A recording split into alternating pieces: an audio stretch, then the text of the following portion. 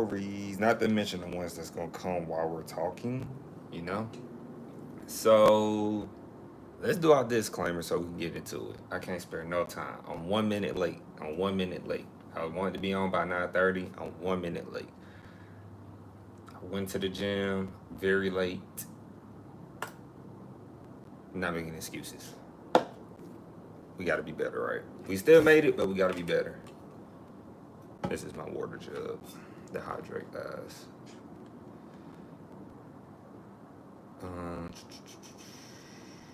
Videos for two. I hope your day was good. The rest of your day. Hope you stayed at your job. I hope you had fun doing whatever you was doing yesterday, Monday. It's gonna be a short week for everybody. I know we got holidays this week, so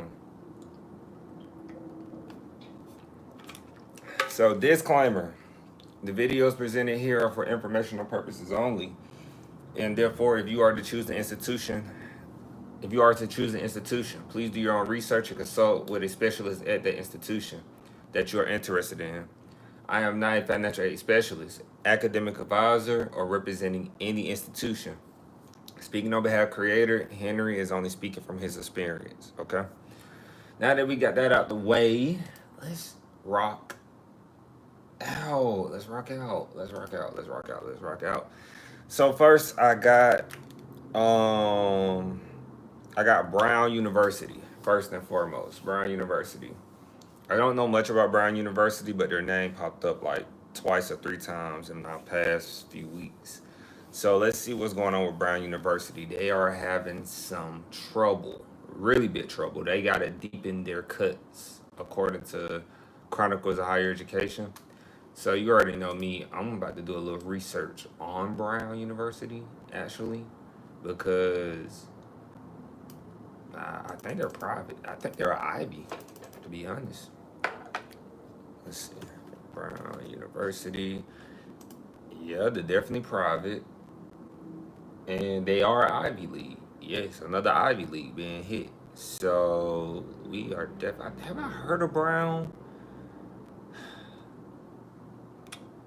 I feel like I heard of them before, but we're gonna find out. Close that out. And let me join the control room, guys. I did not join the control room. So if you are commenting, I can still see you on the phone, but I can see you a lot better in my control room. Let's go. Brown University. Get in this control room right quick. Beautiful. I am in here. We are good. Yes. Are we set up? Don't let it be too loud. Setting this up, guys. So it's not too loud. Yes, I am. And then while that's loading. So Brown University. I'm sorry about that, guys. I was still setting up a little bit. According to Chronicles of Higher Education, they said Brown University has deepened their cuts. They said previously announced deficient reduction efforts, travel limits, and frozen staff hiring are not cutting enough costs. So they put travel limits on their job. So people apparently like to travel. And then, well, at their job, because higher education does travel, but they have travel limits now. And they said, what else? They continue federal funding losses and uncertainty. University leaders announced on Monday, which is an article slash, it's posted on the school website, so it's really credible. Remember, I only get my information from the school website. I did not have my glasses on. Y'all just gonna let me do that. So, as I keep going, that's how we get migraines. We don't protect our eyes. So they posted it on their school website of all the information that I'm about to read. But right now, Chronicle Higher Education was giving their spiel of it first. So this is where my graduate education comes in, right? Because if they're talking about certain things, like uncertainty, of course, and like being political pretty much, giving you that buffer in there. So I can tell whether they're like struggling. I can tell whether like see before I went to graduate school, honestly, I really couldn't tell if I couldn't see through the cracks. So now I can see through the cracks a little bit. And it's July 1st. We made it past we got out of June, guys. We started live streaming in June. I just want to say let's keep going. So I can see through the cracks. I can see what's really going on, and even though they're telling us, it's always deeper than what it seems in higher education. So that's what we're gonna do. That's what we do here. For anybody who's new, so they said this summer they expect to announce changes to staff levels, faculty, and staff hiring, and graduate student admissions. They also plan to pull back on capital investments and cut benefits. Oh, what you mean by cut benefits? Like cut the employee benefits? We're gonna see. So let's get into it. So Brown University, I'm on Brown University's website, and Brown University is taking, so it says financial steps responding to federal actions. So as I said before, Trump administration is not playing with them. They are, as I would say, they are hitting them for a lick. That's what I say. Usually, like the Trump administration is taking all their money. If they're not cooperating, they're hitting Ivies. I thought private schools were safe. I throw my hands up. I thought private schools were safe, but apparently private Ivy, I knew Ivy wasn't safe because we seen what happened at Harvard, but private's not safe. Of course, public's not safe. Nobody's is safe. And I got a good headline for the ending because this one's hilarious to me. And so we just need to keep going and just, we told them this day was gonna come, but they kept spending recklessly. Now they're trying to be now Ivies, now public colleges, more of universities, but state colleges and universities are now trying to be very, what's that word? Now they're trying to be thorough with their money. Now they're trying to be savvy, financially responsible with their money. Because now they know, hey, our money about to slow up a lot. We ain't about to have no guaranteed cash coming in. So they said as we approach the end of 2025 fiscal year, we feel it is important to provide an update on the deep financial challenges facing the university and to prepare our community for difficult decisions we may have to make in the why did Justin say in the upcoming weeks? But in the coming weeks and months. So that's the first sentence. I always read the topic sentence because usually, like we learn in school, the topic sentence is what pretty much they're gonna talk about, the rest of the passage. And so they are saying our first priority is pretty important as we break this down in real time. And this is on the school website. This is not me just pulling from a news or anything, news anchor. This is on the school website, literally. It says our first priority in this challenging environment is to protect the university's mission of education and research, recognizing that the two elements of this mission are inseparable. Across the humanities and social, biological, and physical sciences. Why I say sciences? Physical sciences. Yeah, I said it right. Scholars at Brown have a dual obligation to educate and pursue new paths of discovery. So that's buffer. All this is like buffer, like yeah, we get it. Y'all need to keep y'all research. Y'all need to keep this and that about programs, but what's the real meat of potatoes? What is going on? That's what we want to know, right? Like just get straight to the point. They still being political, obviously. So I'm about to go find it because I believe I just saw it. And they said right here, the university's role in advancing this mission means retaining dedicated and talented faculty. I read that already, but I'm reading it with you all. And staff members. They're saying continuing to offer financial aid packages that meet full financial need and maintaining the infrastructure and services that are essential to our teaching and learning community. More buffer. Okay, let's keep going. Now we got to the good part. Unfortunately, all these plans also necessarily include cost cutting. We need to take steps beyond the deficient reduction measures. They announced in December 2024. So they announced a deficient reduction measures and they announced it in December 2024. And so now it says, and the staff hiring freeze. So they've been hiring. So they went on a freeze for staff hiring. By the way, they're not hiring people right now, and we talked about that. And so now they're saying they are limits to non-essential travel and expenses. So I'm pretty sure if you were going to a school to try to recruit students, I always think like that first and foremost because they do a lot of traveling. Like if you're in that recruitment area, you're probably not doing as much traveling as you should due to financial pressure. So they announced that and like the staff hiring freeze and non-essential traveling. They announced that in March 2025. Interesting. Over the course of the summer, as the financial picture becomes clearer, we expect to announce campus-wide actions in the following areas. Okay, they said they're going to make changes to faculty and staff hiring and staff levels. Okay, reductions in spending for services and support, including in benefits and other areas of operations. Okay, further changes to graduate student admissions, we saw that, and scaling back plans for capital investments. Now that one right there is crazy. They're saying they're gonna scale back on capital investments. So Brown University is being very hit right now, but we want to know what are you being hit for? Why are y'all seeing so much uncertainty? Right? It's Brown University. You're Ivy.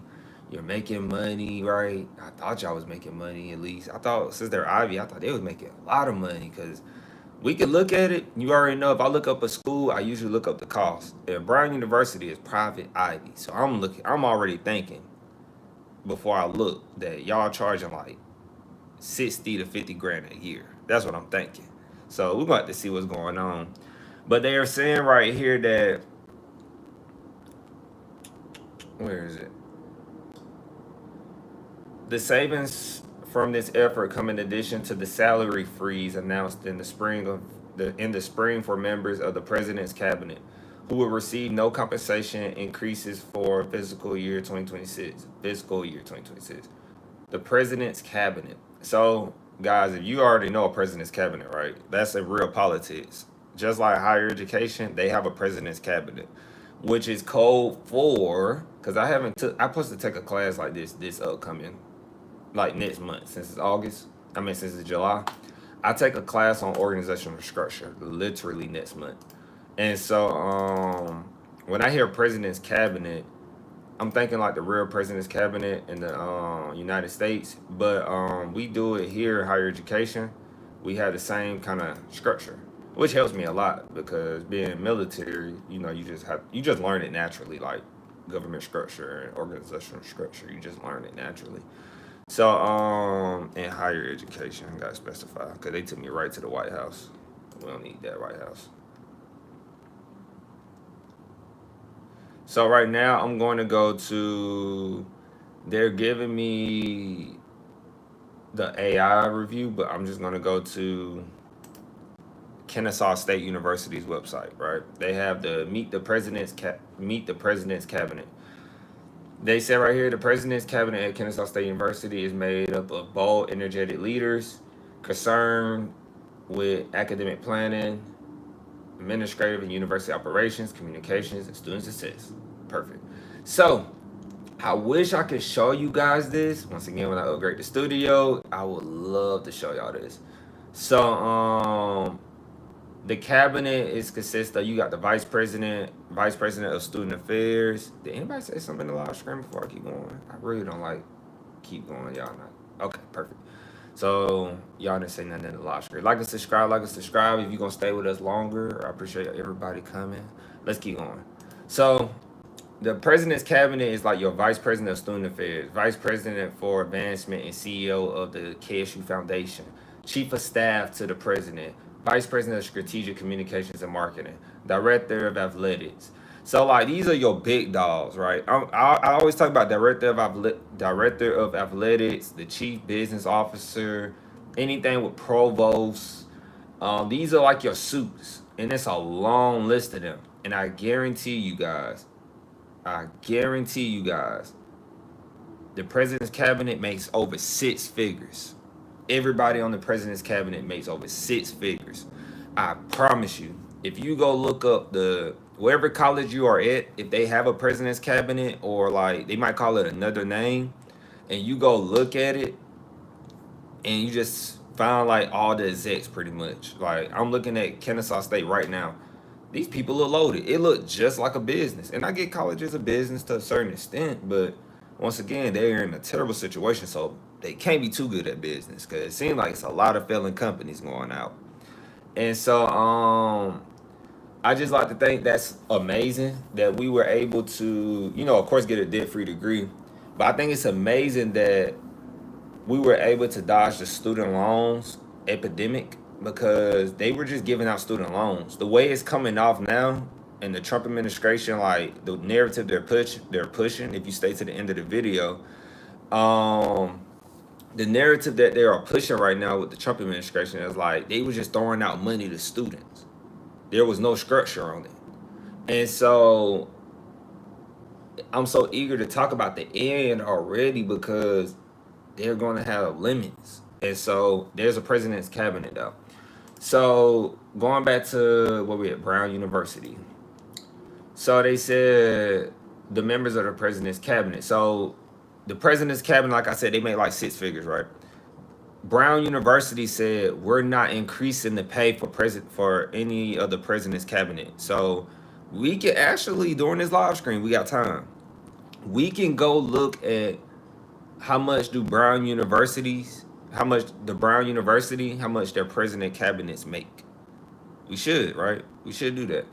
Because when we find that out, man, that's going to be like amazing, right? That's going to be amazing because we look at their pay. I bet they already making like 250,000, 500,000, probably some making millions. It's the president's cabinet. So I can't wait to take a look at this. And they said who will receive no compensation increases. We already said that. In addition to other highly compensated individuals who volunteered to forego increases. While each of the 3 of us will also take, why did they say the 3 of us? Interesting. They said while each of the 3 of us will also take a 10% salary cut.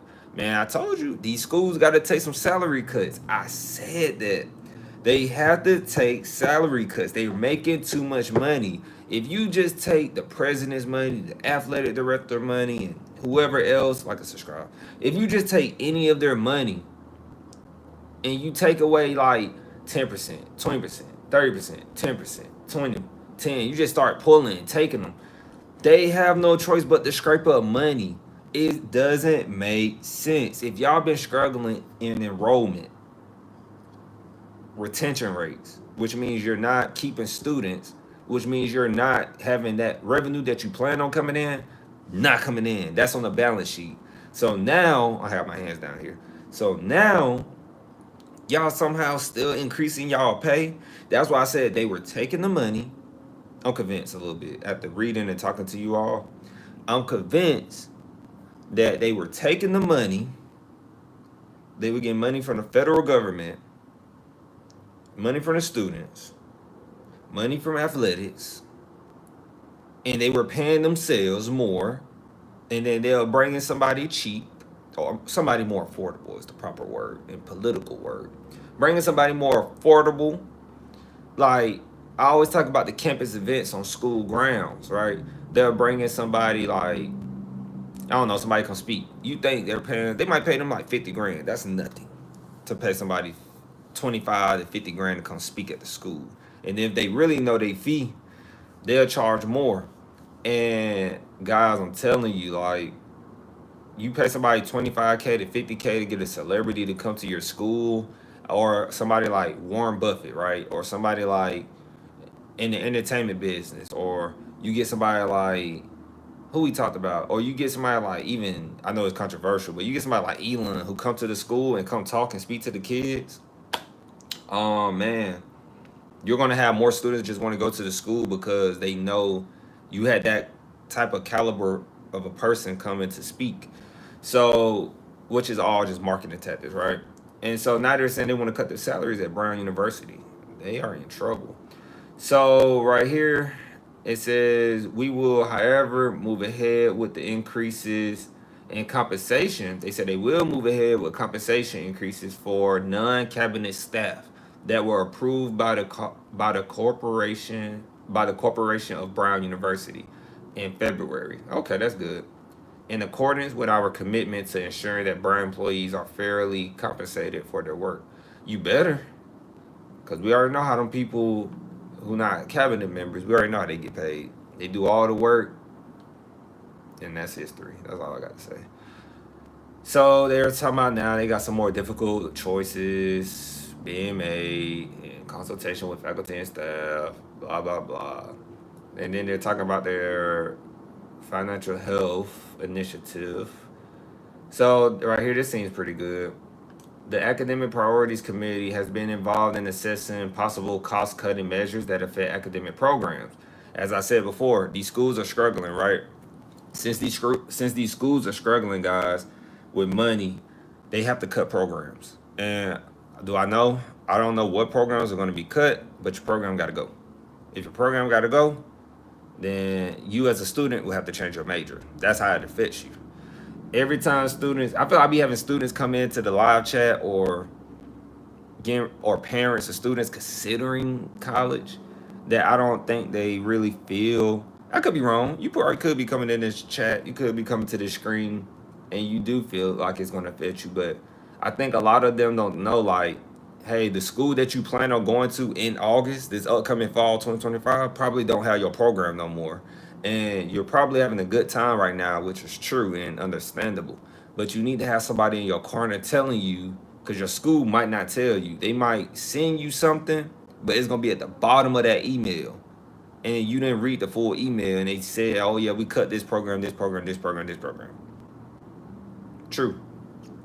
And then, of course, imagine if the program is very new. Like, schools been adding, like, AI programs, for example, right? They might cut the AI programs because they can't afford it, really. They rather keep their, soundproof programs than bring in a new program that just came. So we got to keep in mind, like, their programs are being cut. That's like your major. If you're a business major, if you are a biology major, like stuff like that, that's being cut. Those programs are being cut. And they said, and work teams for Brown's financial health initiative have been focused on several areas of opportunity to drive cost savings and operational efficiencies. In addition, we have formed a new group of senior faculty members.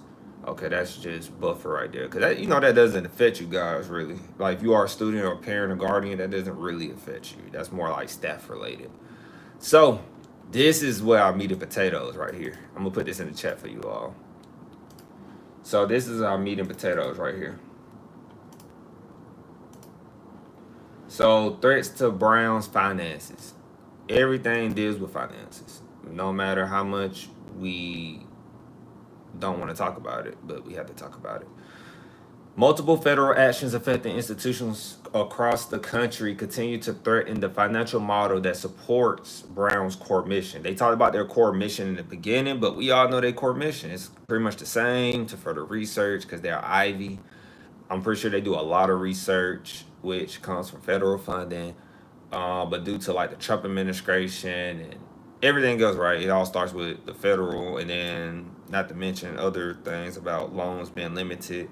There's so many more, right? That these this school is like, hey, this affects our core mission. So we did talk about that. I really skipped the core mission. It's all the same. So this has included the termination of research grants, right there, like I just said, research grants across all areas of colleges and universities. Like I said, Trump administration is hitting them for a lick, straight up. Hitting everybody for a lick. Hey, why we need research? Trump administration, they like, why we need research? We are nonpartisan, by the way. If you are new to the channel, we are nonpartisan. So I talk about both administrations. I talk a little bit about previous. I don't like to go backwards in life, really, but currently I talk about this current administration because I think there are a lot of things we don't all agree with the current administration, but we have to talk about it so that we can navigate through this higher education landscape, right? I'm not a blindly looking person. I like to address things when it comes up. So just for FY, right? So Trump administration hit everybody for a lick. slicing research grants. And I talk about, if you're new to the channel, I talk about how important research grants are. And research grants are so important. Research grants are sometimes why people are hired in the college. Research grants are like so you can do studies. So you can bring people in and give them like a $50, $100 gift card, right? To do a particular study that hasn't been done yet. Research grants also help bring in your student assistants. It does a lot more than you think. Like when you see some students working on campus, it does so much more that can go in detail. And so it's a micro problem that most people probably don't think is important, but it's going to have macro problems. And so it says from research grants from sciences to humanities and threaten reductions in indirect cost recovery rates on federal research grants.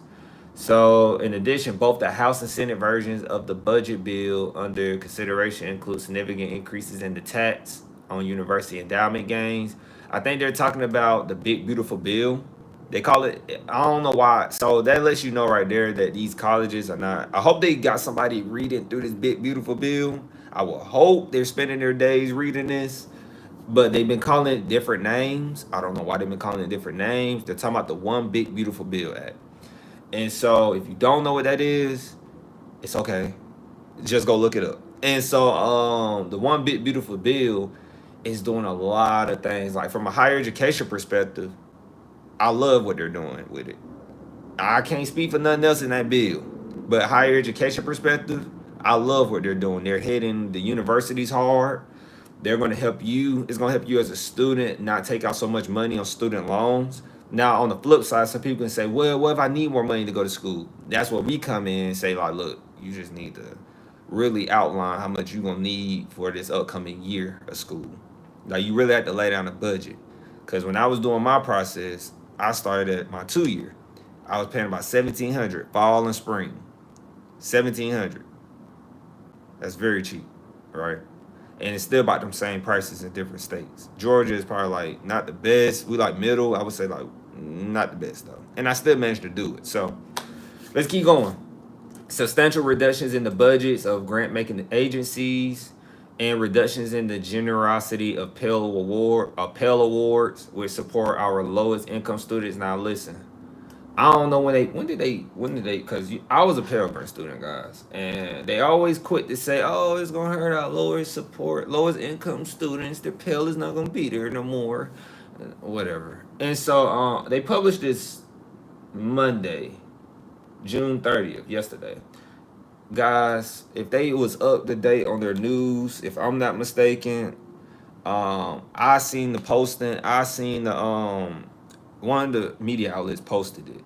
It was a headline that the Senate took out like Pell Grant student, like Pell Grant. It was like, unless they talking about something else in it, I could be wrong, but students were going to have to be, you was going to have to be forced as a student to take 15 credit hours a semester. Yeah, you was going to be 15 credit hours a semester. I don't know how true. I believe no, they did take that out. I seen that come out. I don't know what they're talking about. You was going to be 15 credit hours a semester.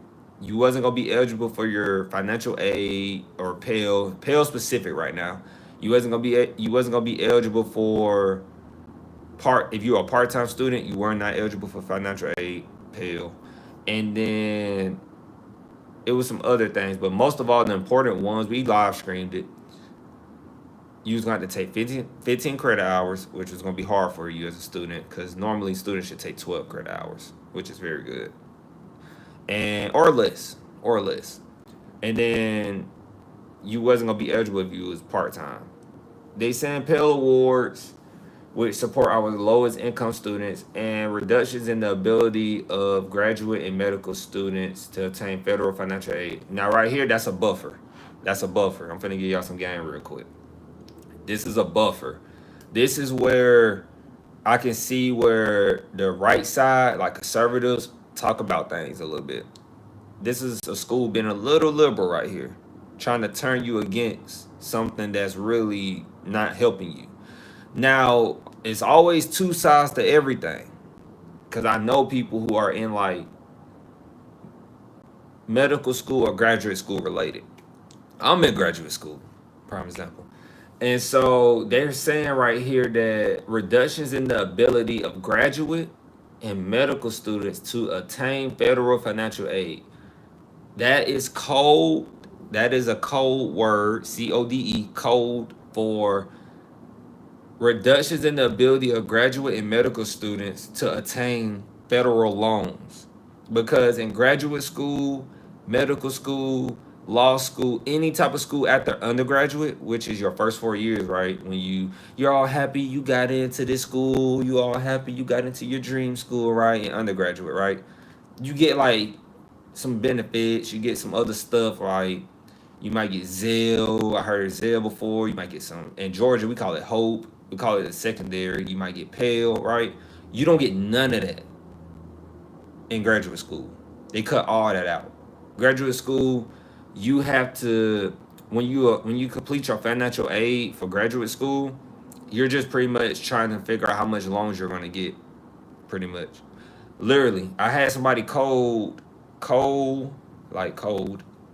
I had someone cold call me a few months ago about that, like, hey Mr. Felton, have you, they were like a third party of my graduate school, at not my graduate school, but they were a third party of my college at Georgia State. And so, because when I say graduate school, that means I'm talking about my actual like school of house I'm in, guys. Like we all go to like Georgia State, for example, but we all are in like a different house of a college, learning our major and stuff. I just want to specify that. So that's a code for a student loans. Graduate school, guys, you gotta have money, man. I remember I told him like I was good. I don't need to complete my financial aid because he knew he could just know like I knew what he was talking about. I said no, I'm good. I'm covered.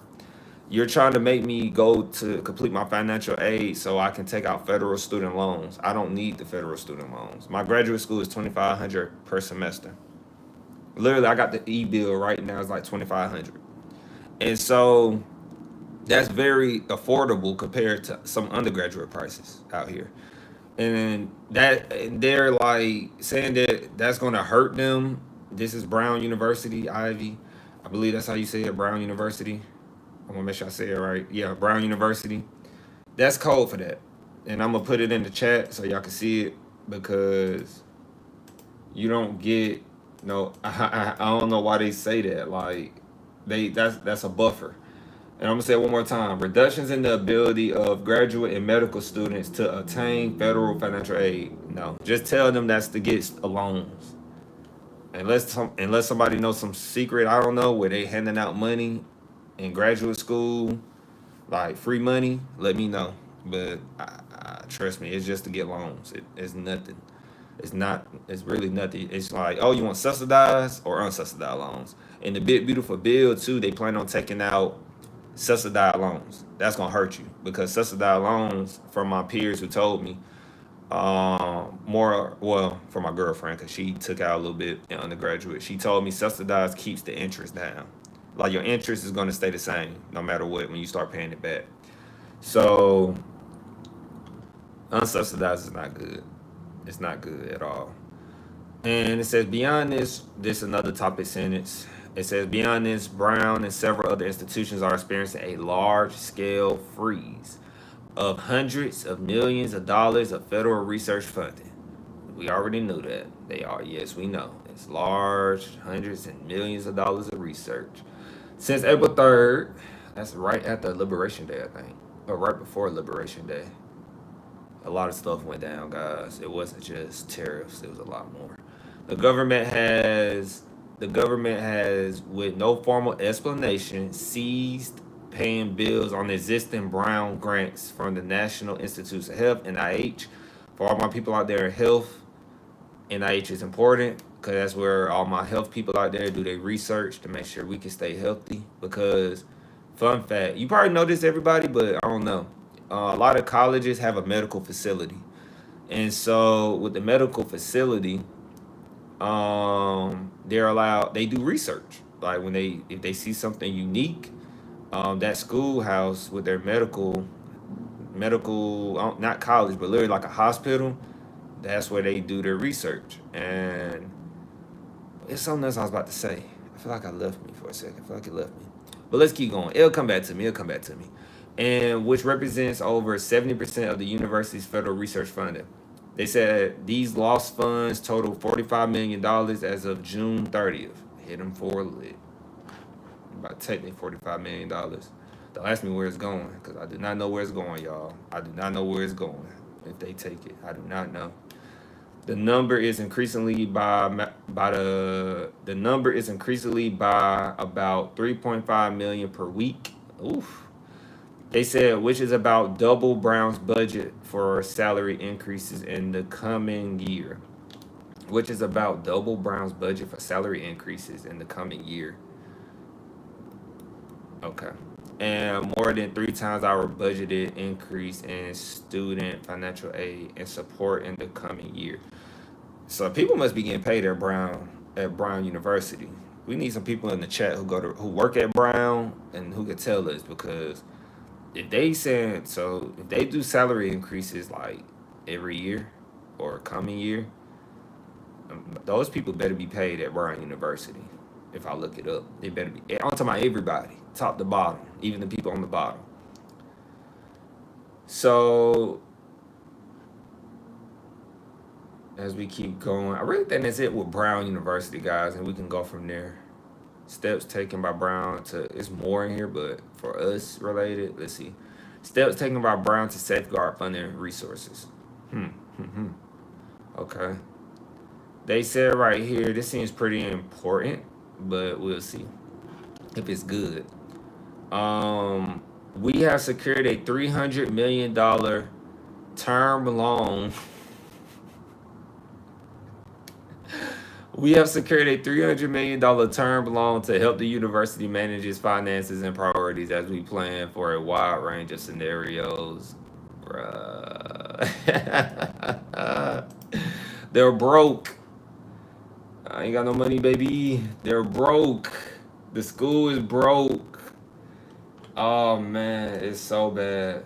It's so bad out here for these colleges, man. I don't feel bad for them at all. These are the same ones that don't want to hire me when I tried to warn them about this. This is the same ones who didn't respect my perspective years ago when I was bringing this up in discussions. I don't feel no sympathy. I just hope for grace for them.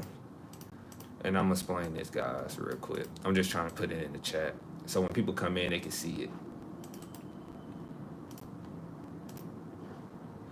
Where is it? This is them literally saying this. This is not me. This is on their school website, Brown University. This is hilarious, man. I'm gonna tell you why. It's funny. All right, y'all. I put it in the chat. So if you are just coming to the chat to check us out and you was stopping by, I appreciate you stopping by for a little bit, getting some gems. So look. We got somebody in the chat. Anybody here? Is anybody here right now before we keep going? I'm going to take a water break because we ain't got nobody in here right now. Hold on right quick. Hold on. All right, check it. So, for my people when they play this back, they said Brown University has said that we have secured a $300 million term loan to help the university manage its finances and priorities as we plan for a wide range of scenarios. And we are currently assessing other debt options to increase our liquidity even further. Guys, I like stocks. I'm in the stock market a little bit. Anytime a company, business, disclaimer, I'm not a financial advisor. Anytime a company or business gets a $300 million loan to help with their business operations, they're drowning in money. I don't care if you don't want to hear it, you need to hear it. Why? Now, granted, I always say, I doubt the college will close down. If I see an Ivy League close down, I would be shocked. Breaking news. Immediately going live. I don't care if I just stop live streaming. I'll go back live if that happens. Third one out. And they secured a $300 million loan. The way I say this, guys, because I follow stocks, I'm a fundamental person. I like looking at balance sheets. I took like 4 or 5 accounting classes in undergraduate. They don't have cash flow or revenue driving or whatever the, like, which term you want to use. They're separate terms, but they're not having neither one. They're not having revenue coming in. They don't have enough revenue coming in. I'm gonna go with revenue. They don't have enough revenue coming in. And the fact that they need $300 million to do their, like, to run their finances, to manage their finances and priorities, they were losing money rather than making money. And the school is really like I said, I don't think the school will close down, but taking a $300 million loan says a lot about the school, means that they're charging you prices to do other things. And then if you go look at, this is Brown University. If you go look at the pay of the president or the president's cabinet at Brown University, if you really take the time to go look at their pay, I think you'll be a little disgusted. Because if the school is borrowing money if they're borrowing money to manage their finances and their priorities, that means those presidents and those execs at the school who make a lot of money, like millions of dollars, 500,000 or more, they don't need to be making that money. So people get mad at the ultra billionaires, but let me tell you what the ultra billionaires do. The ultra billionaires, anybody in finance, please, if you work in finance, please correct me, but I think you're gonna agree with me. What the ultra billionaires do, like Mark Zuckerberg, Jensen Young, Jeff Bezos. I know he's popular right now, Jeff Bezos. So, not in a good way, apparently. What they do, they pay themselves like $0 or maybe like 100,000 a year, right? And they're the CEO or founder, right? Um, they pay themselves that little money, right? And they have most of their money in stocks. Because when the stock market goes up, just simple, when it goes up, they can sell, and that can be their pay for the year or 2 years. Because they'll sell some stock, and they'll take about $100 million. But there are like a lot of tax things in there when they sell their stock, because it's like long-term holding. And then, like, that's where the tax CPA person comes in and stuff like that. That's why I said, disclaimer, I'm not a financial advisor. But you shouldn't be, as an institution, a business, corporation, whatever these colleges claim, like, oh, we're a college, but they're really a business. Because they're paying their CEO, which is the president, is making millions of dollars, multi-millions. And your school right here needs $300 million for a term loan, which means they need $300 million for one semester. Now they feel like they could have the finances set up like, look, we can make 300 million back by next semester, but who knows? That's their problem now. They don't know how long this gonna last. We gonna have the Trump administration for another 3 years, and we just getting started. You see? And so I'm not saying don't go to the school. I would never say don't go to a school. But what I am saying, you need to be careful if you want to go to Brown University. That's what I'm saying. You need to be a little careful. For all them people out there who decided that they're getting into college right now, you need to be a little careful right now. You need to be real careful. That's all I'm gonna say. School bar, $300 million to help with their finances and operations. I would sell them so quick if they was a stock on the stock market. And some colleges like Grand Canyon University, guys, they have stock on the stock market. By the way, they have stock on the stock market. Grand Canyon University. Public traded company. It's a college. Yes, indeed. Yes, indeed. I'm not invested in it, but they on the market. So they said, as we address these complex issues we are facing, Brown has been and will continue to be unwavering in demonstrating its full compliance with the law. Okay. And some other buffers at the end. So I have Brown University going through it. We already talked about it throughout there. They going through it though. They are going through it. Let's check the chat. They are going through it right now. I appreciate the people stepping in. We have some good views going on. I appreciate you. I appreciate you. I appreciate you. Like and subscribe if you like what we talking about. Like and subscribe. Be careful if you about to enroll this upcoming fall semester. Remember, if you got questions, please comment. If you don't like what I'm saying, please comment. Every conversation is a good conversation. There's no right or wrong. And so, man, Brown University on the ropes. Who would have thought? Don't forget, y'all. We're gonna look up their We're gonna come back to Brown University and look up what it's called, their president's cabinet, what they make, because this is gonna be hilarious. Brown University. I can find it. I definitely can find it. But I'm gonna go through the other segments first.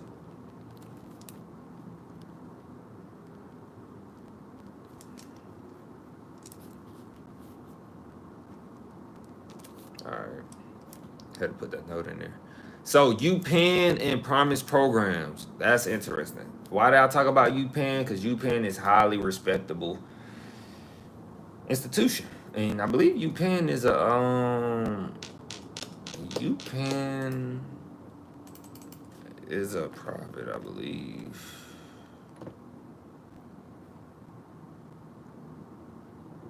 Yeah, private university. They're not Ivy. I don't. Oh, they are Ivy. So Upenn is a private Ivy League research university in Philadelphia. I did not know they were Ivy as well. I knew they was private, but I didn't know they was Ivy. So Upenn, man, let me tell you something. When you have people saying stuff, think about all the years about higher education, guys.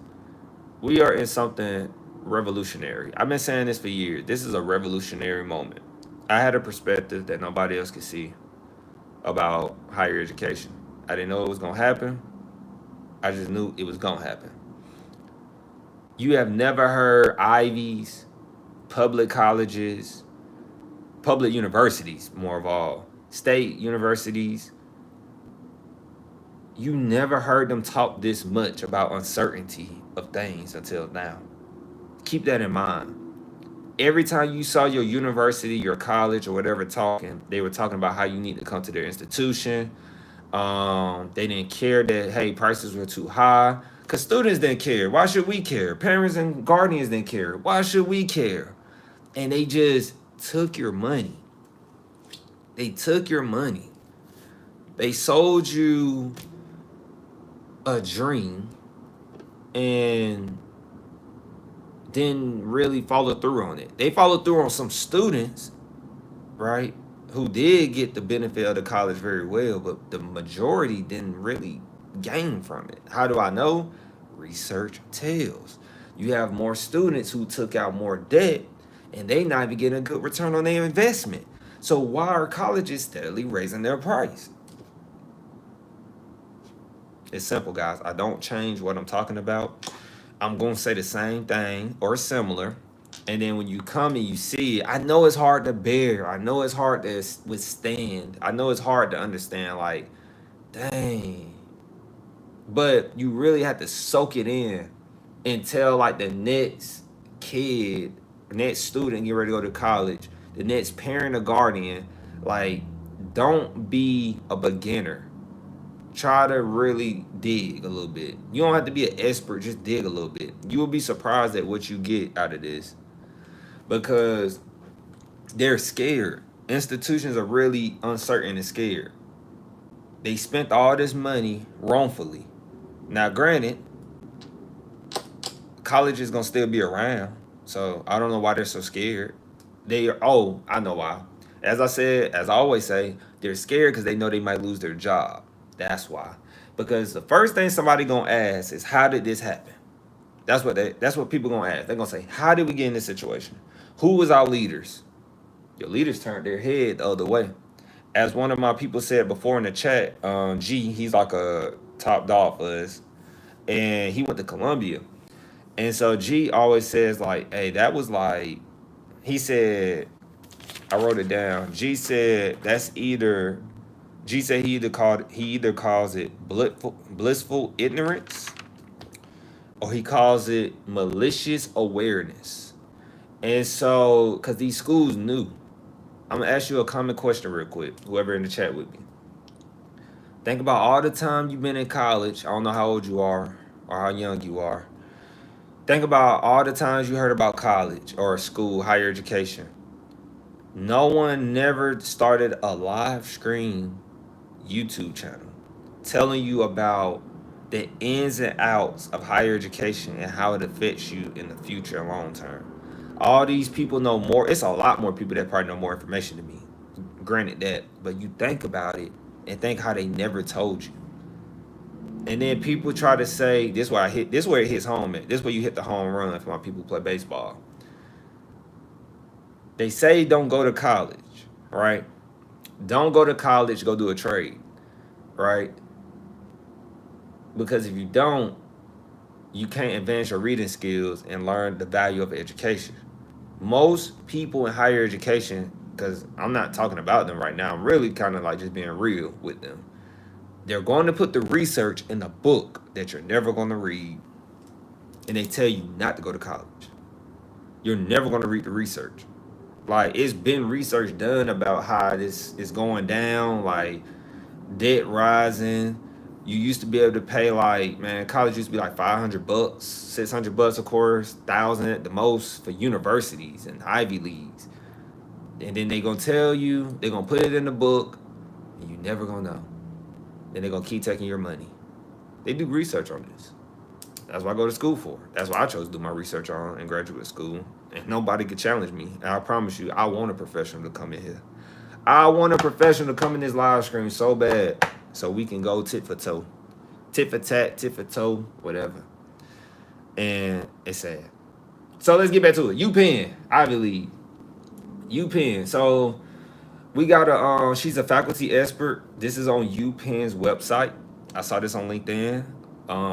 You can go to LinkedIn, guys, and see what I post. I usually do reposts on LinkedIn. That's like my higher education world. We on X as well, but we're not really that big on X. But LinkedIn is more like, this where all the professionals be. This where everybody who's stating their piece, like, because in the higher education where it used to be Twitter, of course, and then you know what happened with that. So a lot of the professionals went to LinkedIn. So this is where they all house it. So the faculty expert here, I'm not gonna name drop. But she's the policy I'm gonna say her name because you need to know who I'm getting this information, who wrote this. Her name is Laura Perna, if I say that right. She's the vice provost for faculty, so she got some rank. She's the policy, organizations, leadership, and systems division. So guys, that's like what I went to school for, organizational leadership. She has very good communication skills and structure and how policy should be. I spend a lot of time looking at policies. Like I have the Higher Education Act of 1965 saved on my computer. Why? Because it's never gonna change. Most likely, I don't think it's ever gonna change. And so she's that person right now who wrote this information. And so she said, so that's why I say about Upenn and Promise programs. So she said right here, I'm gonna read the first topic sentence with the first period at. She said, for more than a decade, College Promise programs have been sprouting up across the nation as a mechanism to address college affordability, increase enrollment, and college completion rates, and reduce out migration. So what is a college promise, guys? So a college promise, first and foremost, I have to figure out what a college promise is myself. So what is college promises? So from her research, I'm gonna keep going. That was the first topic sentence. But in the next paragraph, she says, when I started this research almost a decade ago, she started this research in 2015. She said, when I started this research almost a decade ago, it was like the wild, wild west, said Perna. The GSE Sentinel professor of education at Penn GSE. She said college promise programs came in all shapes and sizes, and everyone was experimenting with the new ideas. She said now we have a clear evidence about the straightforward strategies for a successful program. So I'm going to take some time real quick and learn what a college promise is. I believe I know what it is, but every college... You're not going to let me copy this? It's okay. I'm not tripping. It's okay. I get it. What? Like, I use the internet, guys. The internet helps a lot. What is a? I could go find a scholarly article, but nah, it ain't that deep. What is a college promise in higher education? and it should tell us.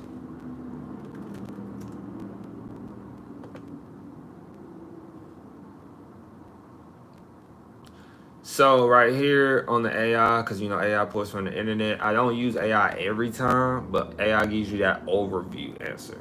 And then, yeah, it's pretty much going to give us an overview answer. And then, quote, it shows me where it's getting the information from.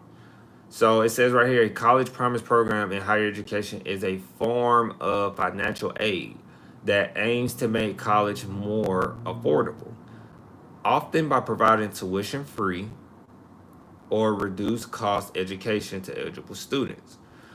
So this is going back to where I talked about with Syracuse a little bit.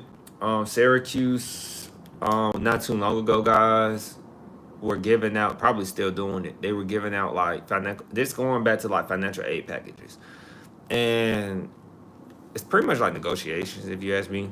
But a school can like they want you. This is regular students. It's not athletes, regular students. And if a school wants you, they can, how can I put it? If they want you, they can like, hey, we will make your tuition free. But it won't be like your tuition is free. It'll be like, of course they'll know their tuition cost, right? The tuition cost can be like $8,000. So they'll say, look, we're gonna give you a merit scholarship base aid or something for $8,000, which will make your tuition free. So they do stuff like that, and I'm assuming that's what they're talking about. That's what it's related to, obviously. And so, going back to Upenn, I like to get the meats and potatoes. And she said the report grew out of requests from Midwestern state leaders. Yes. And then she said, against a backdrop of concerns about rising college costs and student loan debt, state governments, colleges and universities, and communities continue to develop, launch, and refine strategies to help increase college enrollment and attainment for their students. Before I keep going, guys, the ultimate strategy should be for these colleges and universities is simply drop the tuition costs, freeze the tuition costs. Why is that so hard to do? Just freeze it. Don't raise it. Stop. Don't raise it. Just freeze it. And so they won't do that. But they keep saying, oh, they're trying to refine their strategy. They've been so-called trying to refine, what's that word? They've been so-called trying to refine their strategies since I got out of high school. I graduated high school in 2017. It's 2025. They're still refining their strategies. I'm convinced these older generations don't know what they're doing. They just don't know what they're doing. They don't know what they're doing. And it gets me irritated because they're telling you this tale that they're trying to help you go to college and get affordable costs, but they're not.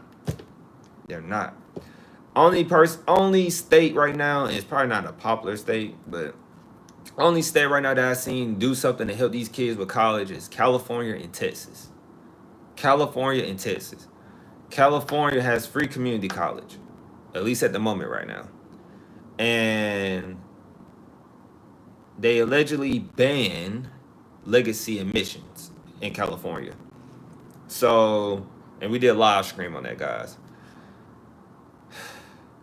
The state of Texas did a tuition freeze.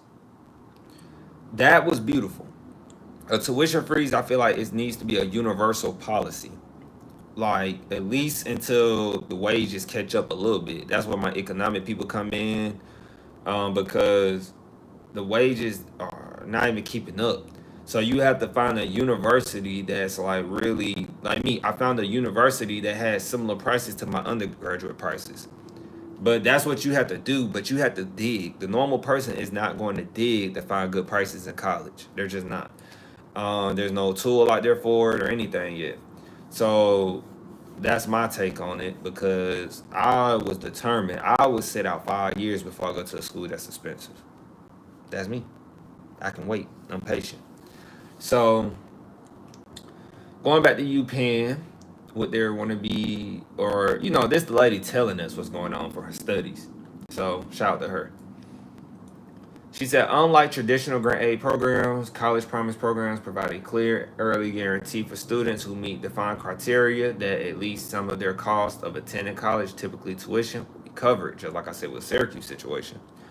So by communicating free tuition without requiring students to first navigate complex admission and financial aid processes, well-designed promise programs can reduce uncertainty about affordability and encourage students to aspire to and enroll in college. That's a lot of gibberish, right? But pretty much what they're saying is that, hey, this will make you go to school. This will inspire you to go to school. Aspire, not inspire, but aspire to go to school if we can reduce your college affordability or reduce your tuition costs. Stop telling these kids to stay on campus and go to school on campus and get meal plans. That is not the move. That's not the college experience. Don't. Hey, if you in this chat or you watching right now, we don't believe in the college experience. We don't. We just don't believe in it. We said bump the college experience. Let's go get some money. That's what we said. That allowed us to invest in the stock market early, get a financial advisor early. We broke the game of higher education. If most students start doing that, I believe we'll start seeing some different results about students going to school. I wasn't going for it. Still not going for it. Maybe that's why I'm not well liked in the higher education sector. But it is what it is, right? So Perna, the faculty expert who's writing this right now, she said, an internationally known researcher on college access and affordability, that's her. She has been studying these programs since 2015. 10 years later, key lessons have emerged, okay? And so as we keep going, right here, Perna suggests higher education policymakers and institutions should consider these policy options. This is what Perna said. She's a faculty expert now. And we're gonna, I'm gonna say them. I'm gonna get my take on it. Hopefully it don't take too long. And then at least if I know about it, we just gonna keep rocking out. Cause that last segment finna go crazy. The last segment is about to be crazy. Let me check the live chat real quick before we talk about it. All right, appreciate everybody coming in. Like and subscribe.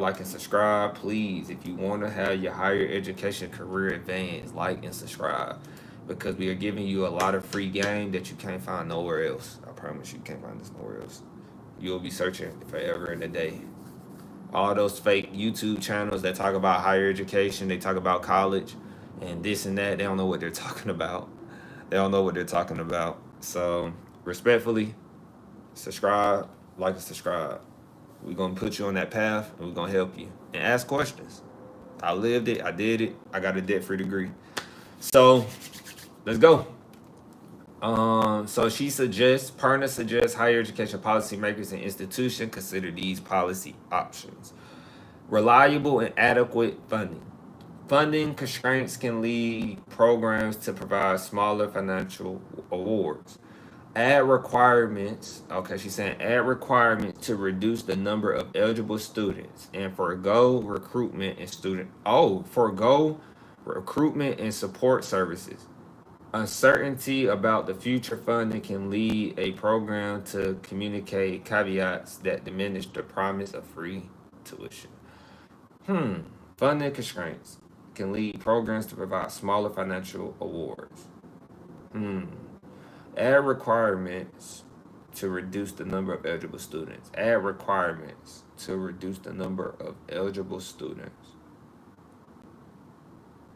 And forego recruitment and support services. Because I guess what she's saying is, from what I'm looking at, if you want adequate funding, literally, like she said, she said add requirements to reduce the number of eligible students. So pretty much if you got too many eligible students and you add a few requirements to it, that can give the smaller group of students essentially funding. They can give them big of a funding, like bigger financial aid package, apparently. So sound like something I need my financial aid specialist for. I plan on bringing the financial aid specialist on some days once we keep upgrading. But you gotta like and subscribe, guys. You gotta like and subscribe and keep coming back to watch us. Like, it's really good information, guys. A first or middle dollar approach. It's interesting. I have no idea where this is about to go. I have no idea. where this is about to go. She said last dollar programs offered by 80% of the promise programs examined in the 12 states provide an award that is reduced by any federal or state grant aid received. She said for eligible students, a last dollar program may provide no funding that was not already available from a federal Pell Grant and state need-based grants.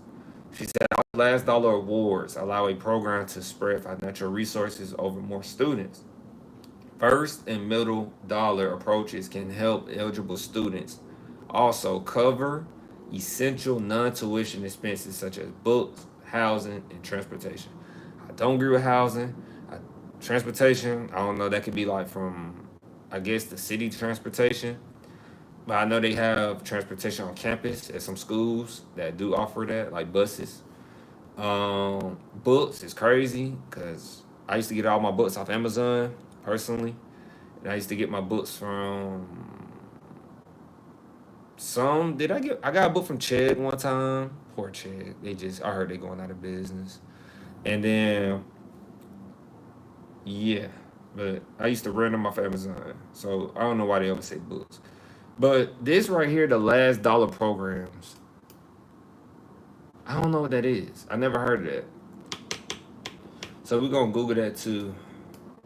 What is a first and middle last dollar program? A first and middle.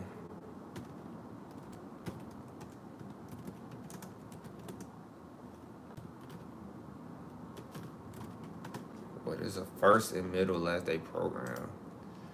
And higher ed, yes, higher education.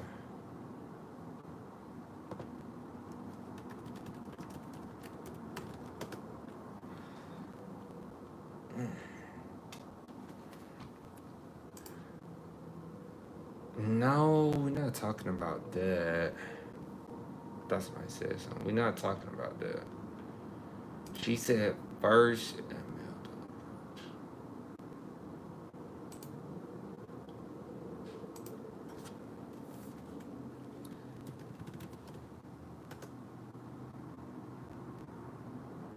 All right. So right here, AI says, let me stop saying AI because people think that.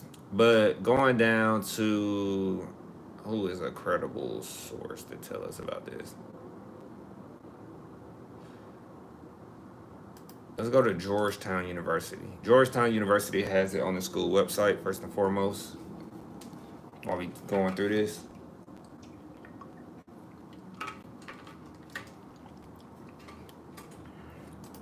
So, do tuition-free college programs really meet the needs of low-income students? Let's keep going.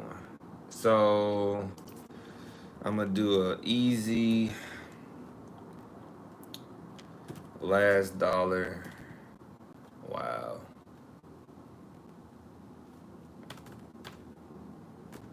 Last dollar right there. So it's more in here. Do Control F. So right here, she said most states' free college efforts fall into the category of so-called last dollar scholarships. And right here, it says because Pell, so it's about Pell Grants. Okay. Because Pell Grants typically cover the cost of community college, and because most promise programs over, and because most promise programs, why did they say that? And because most promise programs cover only tuition and fees, many Pell Grant recipients from low-income families end up ineligible to receive any money from last dollar college promise programs. So last dollar seems to be like for students who get paid low income. I didn't know this. I never heard of this, frankly. Last dollar until now. I'm literally learning this with you all. And so shout out to the chat, man. Shout out to the people that came and watched us. We got 46 views right now. Shout out to everybody who came by and anybody who in here right now for a brief moment. I appreciate you coming by, clicking on the video. We're going to keep going. Right now we're learning about the last dollar approach right now. And so it says, however, because students from those income brackets are already more likely to attend college, last dollar programs don't increase college access. Okay, so once again, let me read that one more time, make sure I read that right. Last dollar approach says it spreads more money to more people, especially students from middle. Oh, I didn't read this last time. I read something else. Okay. They said advocates for the last dollar approach say it spreads money to more people, especially students from middle and high income households who may be ineligible. That's weird. Why would they advocate something that's make them ineligible? But let's keep going. High income households who may be ineligible for federal and state grant aid. Oh, okay, okay. According to I know that, so I just never pronounced their names right. However, because students from those income brackets are already more likely to attend college, last dollar programs don't increase college access. This is interesting. First dollar programs. So the first dollar programs are more equitable, but are at least twice expensive to implement as last dollar scholarships, as we say. So we got a quote right here, real quick. All things being equal, prefer first dollar programs. Ryan Morgan, chief executive of the campaign for free college tuition, tells I really need to learn how to pronounce their name. I quoted from them before too. It says, however, enjoy more last dollar programs enjoy more bipartisan support, he says. There are political realities to paying for students' meals and housing. Exactly. Exactly. So I'm gonna take I need a general answer though. They're giving us corners. They're not giving us direct answers. In higher education, first dollar and last dollar refer to how scholarship or grant programs are structured to cover a student's college costs. First dollar programs pay out scholarship funds before other financial aid is considered, okay? Potentially covering tuition, fees, and other expenses.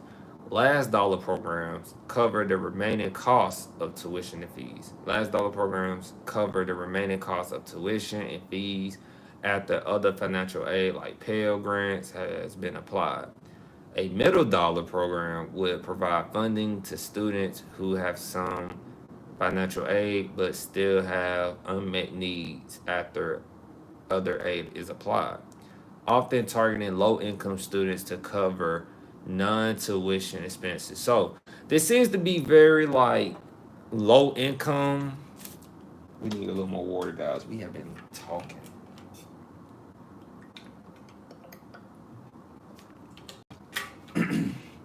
This seems to be more low income base, not more income base, but definitely targeted toward low income students, like they said. It said that on George Washington, on not George Washington, it said that on Georgetown University as well.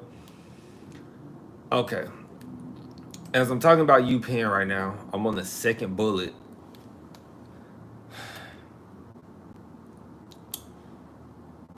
Low income students don't need to go to universities out the gate.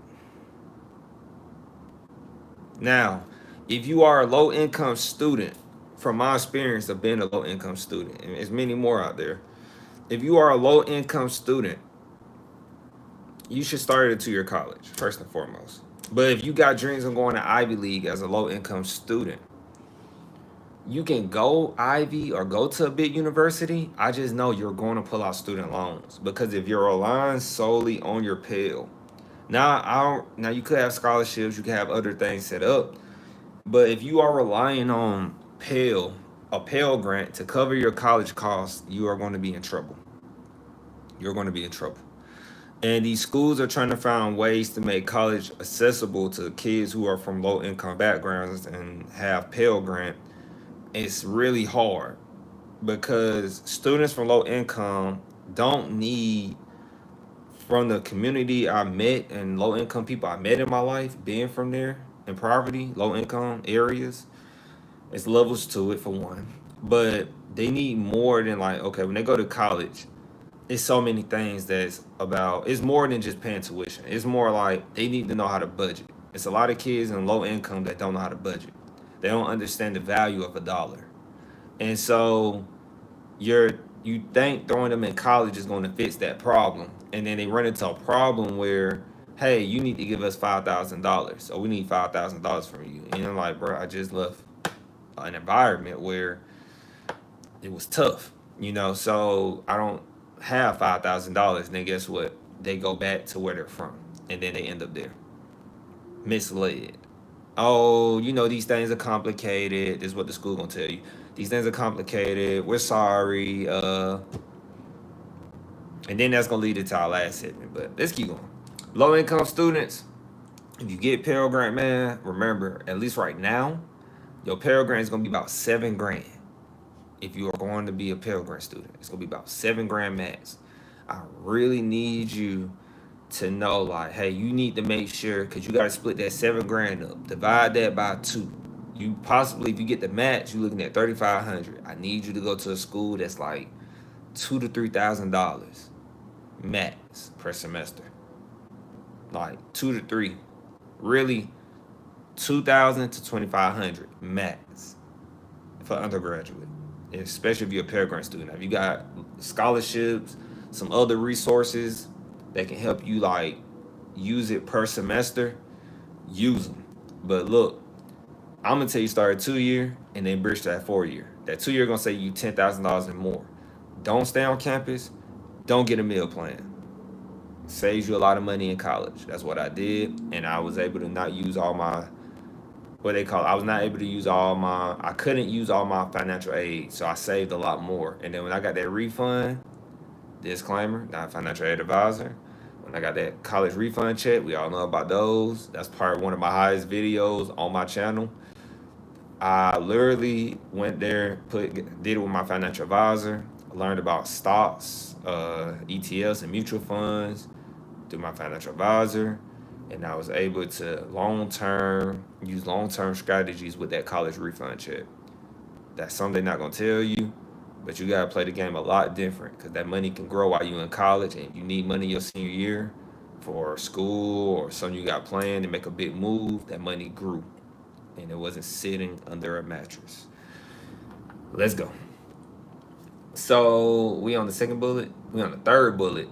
Student support services. Many students often require assistance. Student support services. Many students often require assistance beyond tuition, such as career counseling, advising, and tutoring. To meet program eligibility and succeed in college, we just was talking about this. It's crazy. I didn't even know this was about to be up here. Providing targeted outreach and support increases program costs. Providing targeted outreach and support increases program costs, but can also increase the likelihood that many enroll, persist, and complete college. That is true. As I tell you guys right here, I can definitely elaborate on this. I can go all day, but I can definitely elaborate on this. Your college, at times, you will notice like your college has limited career counseling, they have limited advisors, and they have limited tutoring. You think about how many college students are on the campus, and how many like, I don't know many. I know I went to tutoring or support labs if I needed it, but you think about how many there are. There's not, like, depending on the college you go to, a typical college is not gonna have that many like career advisors, tutoring, advising, and counseling. She's saying they need more of those. Usually your college would build a stadium or do renovations to the stadium, the college, renovations to make the college look beautiful, rather than giving you more like support, more like you need more advising, you need more tutors. They're not going to give you that. They're giving you things to keep you distracted and not think about the cost, right? Because most college students be like, I need to go have fun because I don't want to think about these prices of the loans. I don't want to think about my grades. So I need to go have fun, right? Okay, the fun is temporary. Then you have to come back to reality, right? So I know it's probably what you don't want to hear, but you need to stand up for yourself and say, man, y'all need to start upgrading these stadiums and start upgrading basketball courts to teams that's not even winning in college. And y'all need to give me some more support so I can thrive in college. You see, it's really, really simple. It makes me passionate because it's so simple. But colleges don't do that. They rather build a stadium. They rather renovate a stadium. They rather renovate a basketball court, tennis court. but these students don't have what they need to succeed. Some schools do give you that and have the fun, but most schools just haven't. They're just putting things on there that's not even helping you advance as a student. Let's keep going. So support for adult learners. Many programs target traditional age students. Expanding eligibility to adult learners can help states meet workforce demands and help institutions address demographic changes. So that is true. A lot of colleges are set up for, people like us, fresh out of college, 18 and so.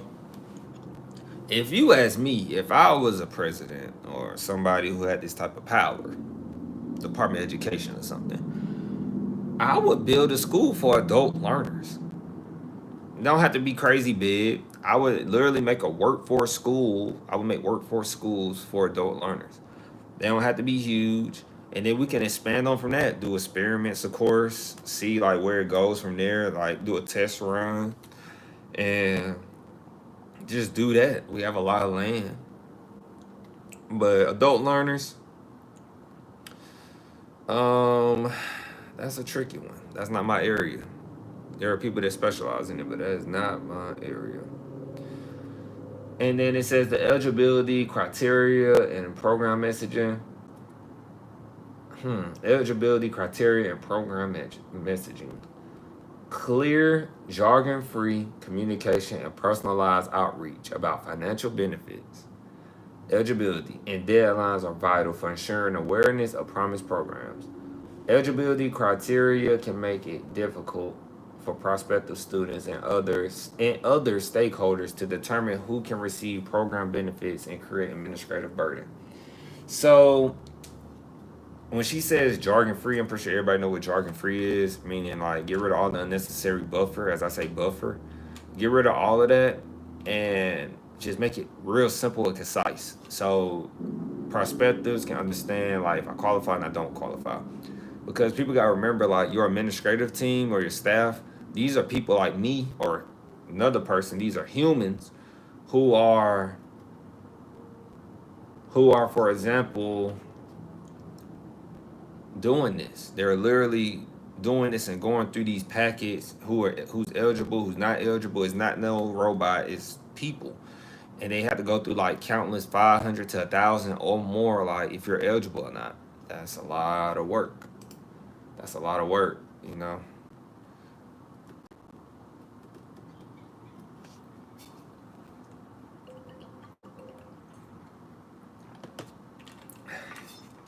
Whew, guys, we are talking.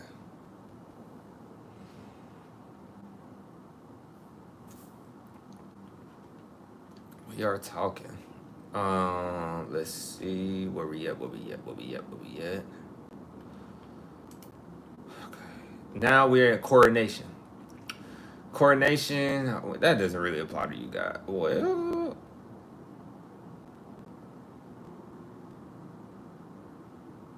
I don't know. I don't know what she can mean by this. She said coordination, like coordinating efforts with other college readiness and transfer initiatives can magnify the impact of promise programs. Guys, when she say transfer, I'm already thinking of the articulation agreement. If you transfer, it saves you a lot of money. Articulation agreement saves you a lot of money. Pathway agreement saves you a lot of money. If you can transfer from one school, preferably a 2-year to a 4-year, saves you a lot of money. Program evaluation. Regular data collection and program evaluation lead to critical program refinements. That's not really gonna, apply to the students, apply to the parent and guardian, right? So that's pretty much it. And we went through those bullets. I hope you gained something from that. Most of all, I had a learning curve, for example, and I'm gonna have to keep looking to it till I really get it down. A first or middle dollar approach. That's my learning curve. I really need to, I'm gonna write it down because I need to learn that. And I'm gonna put learn on it.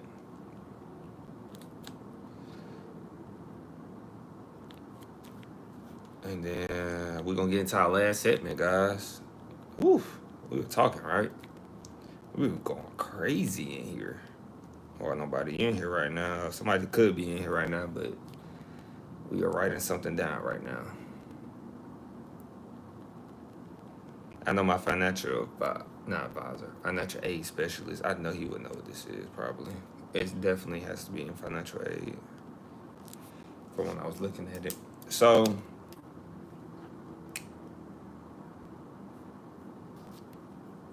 higher ed wants to keep their money.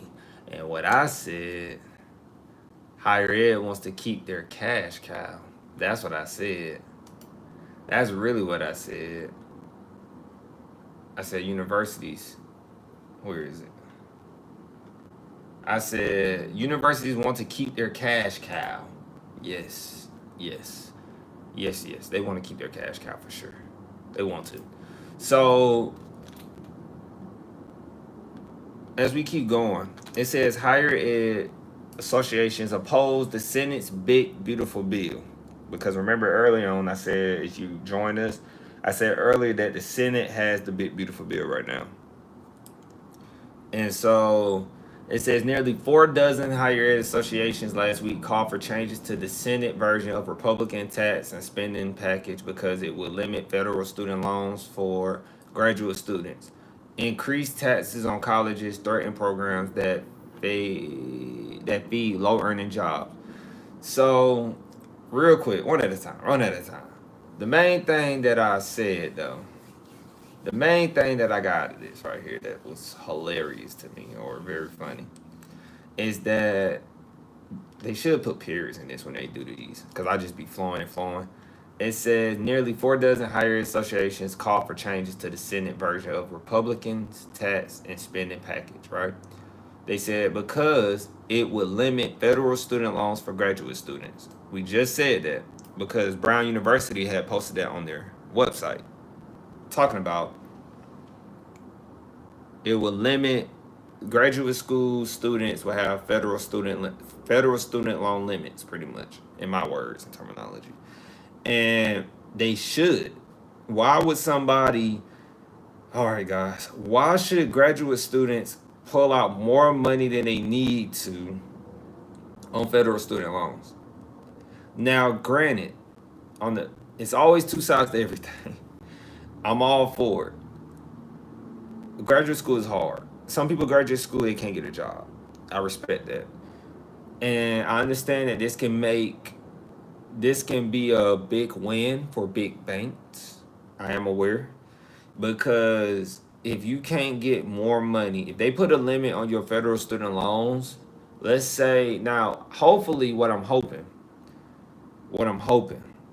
and we need to find out, we really do need to find out, if your federal student loan for graduate school, are they going to limit you where, hey, you only can get this much, or are you only going to be able to get a limit of what your graduate school costs? That's what I want to know. Because a lot of higher ed professionals are like, hey, these graduate school students ain't gonna be able to get all the loans they need, which is going to make them want to go get loans from big banks. That's gonna make them go get loans from big banks. And so getting loans from big banks is not good. That falls into our preferred lender arrangement. But once they get that private loan, college students could not bring the money back to the school. Possibly, they could just take the money and say, I'm taking a risk on this or that, for example. But I just feel like if they put a limit, like the Trump administration / Department of Education should put a limit on, they should put a cap, like, hey, if your graduate school is going to cost 60 grand, you only can pull 60 grand out in federal loans. It should be like that. But I don't know if it's going to be like that. And so they also said increase taxes on colleges. Tax all the colleges. Please tax them. They've been making money. Colleges been making money so long, guys, and raising your tuition, they should be taxed. It's only right. If they don't want to drop their tuition, if they don't want to drop that tuition per credit hour, then they should be taxed. It's simple as that. I don't care how they feel about that. That's true. They should be taxed.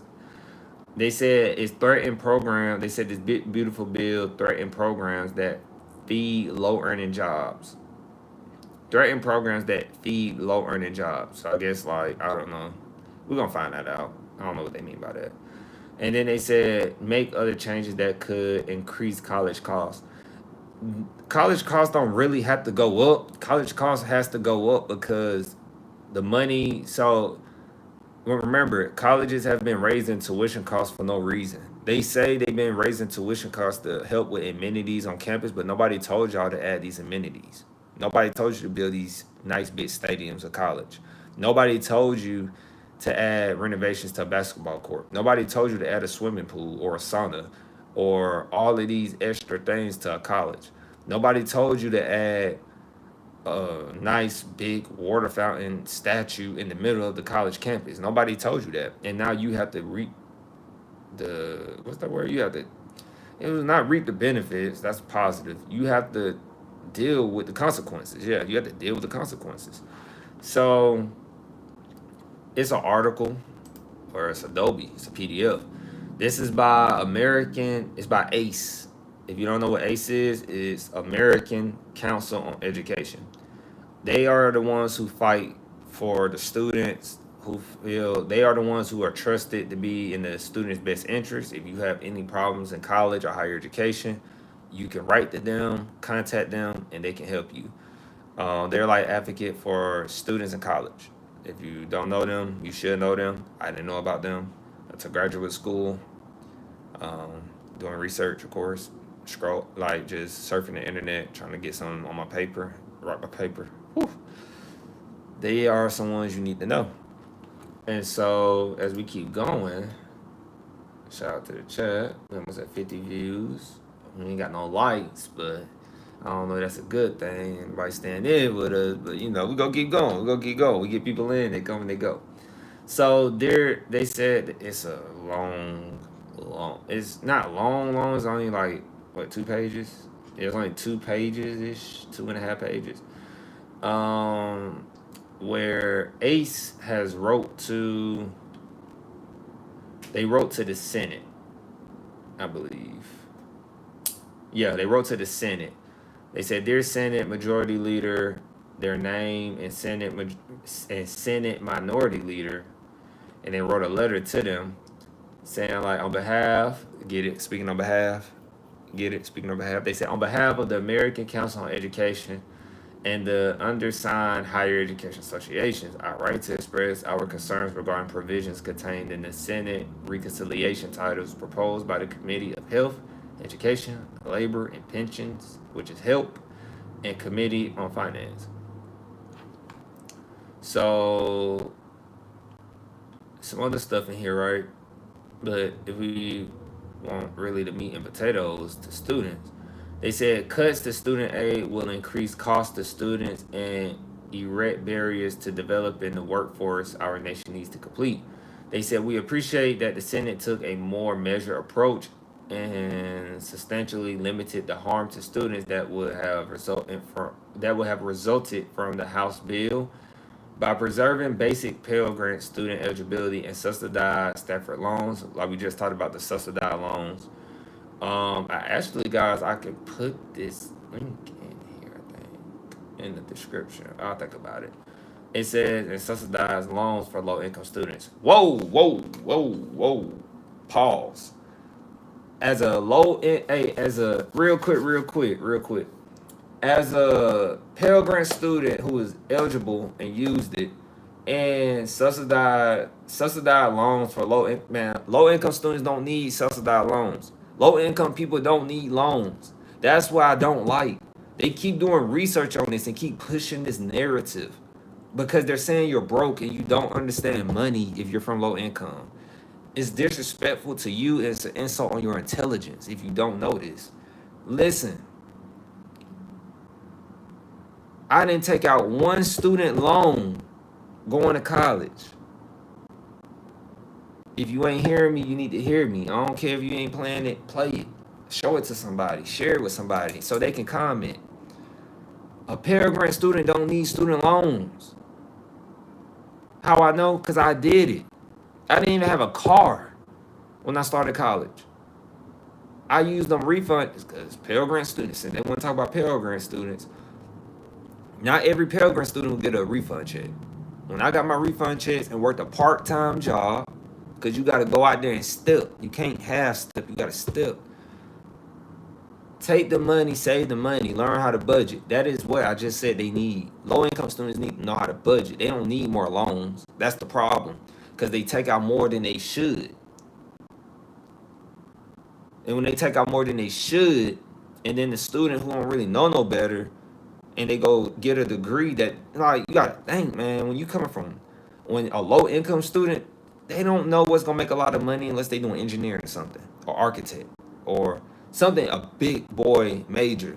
What about the low income students who they might go from low income, then they go be a teacher, and they didn't took out all that money on loans. They don't need low income / Pell Grant. Like, Pell Grant, for one, is not just for low income people. You got people out there who have money and still get Pell Grant. That's a whole problem in itself. Pell Grant is a crazy situation. Financial aid is a whole nother world. Saying low income students are going to need loans, it makes my head hurt a little bit. It makes me feel like we didn't get a debt-free degree. It makes us feel like we just not gonna get a debt-free degree in graduate school, undergraduate. Like, it make us feel like, dang, what we been doing the whole time, you know? All right, Ace, I don't like this right now. So they said the Senate bill avoids many of the House crippling impacts on college affordability. We also applaud the committee for authorizing the workforce Pell Grant and request that you work to ensure its inclusion in the final Senate bill. They said despite the positive differences, there remain a number of elements to the Senate bill that make college more expensive and difficult to attain for millions of students. They said these proposals include eliminating Pell Grant awards for students receiving certain amounts of grant aid from non-Title IV sources, a dramatic and negative departure from previous federal policy. And in simple terms, guys, if you got too much grant aid, you can't get Pell. So they don't want you combining money. Apparently, that's the proposal in the Big Beautiful Bill Act. But let's keep going because that's more like I said, our financial aid specialists can put that in simple terms for us. And then lowering graduate student loan borrowing limits. So, like I said, I would hope they can come to agreement, middle, and say, hey, let graduate students pull out the loans they need. Don't lower it, but let them pull out what they need. Because a student just gonna go to a private entity. They're gonna go to a bank and get that money somehow get the money they need. So they said eliminating Grad Plus and capping Parent Plus loans, eliminating key sources of funding. So eliminating Grad Plus loans and Parent Plus loans. I get Parent Plus loans is essentially where, I could be wrong, but I believe I'm right, where parents pull out the loans for the students. And so the parents take on loans. If the student already maxed out their loans, the parent takes out their loans so the student can keep going to school. Whew. As we keep going, guys, they say eliminating key resources of funding and forcing students and families to borrow from the private market. Like I just said, that's going to force them to go to private markets if they can't borrow money from federal.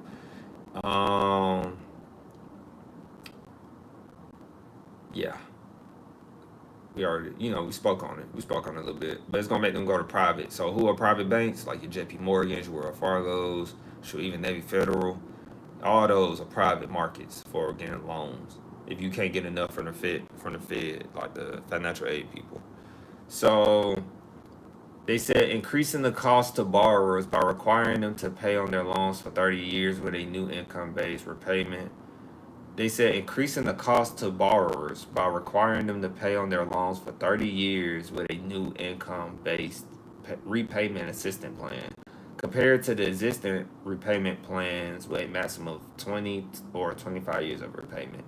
So they're saying they want to increase the cost of borrowers by requiring them to pay on their loans for 30 years. So in my terms, guys, I'm not even going to complicate. Loans are complicated, first and foremost. That's why I never did them and understood them. If it don't make sense, I don't touch it. Probably why I'm a pretty good investor.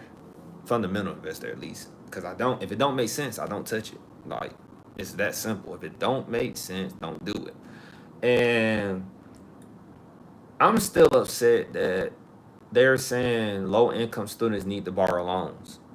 Like, no, that's terrible advice. That's terrible advice.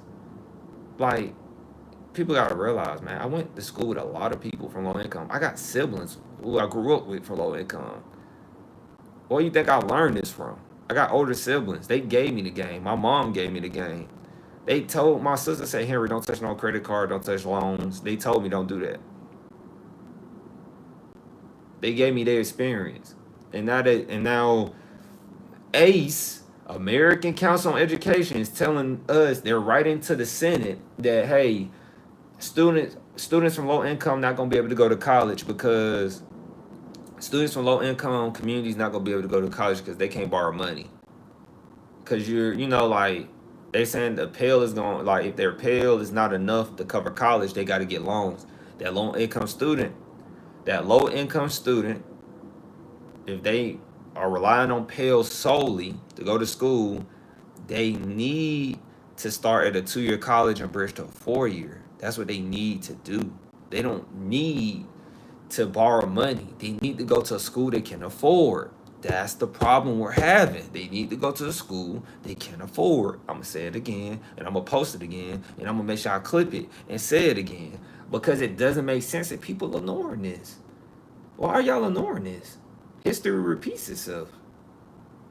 By all means, if you listen to me and you still make your own decision, good.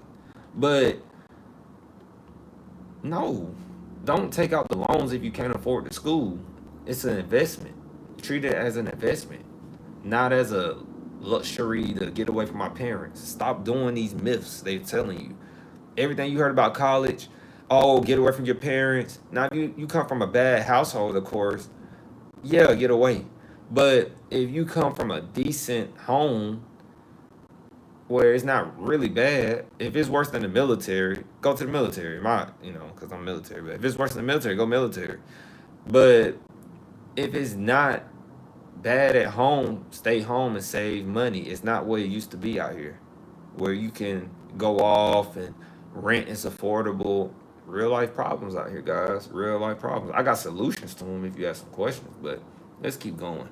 New and increased taxes on institutions. I love that they're taxing these colleges, because maybe the college, now granted, colleges saying, like, universities and colleges, they saying colleges, but universities are pretty much saying, look, if you tax us, we got to increase our tuition per credit hour, which means we have to increase our tuition. We have to increase our fees.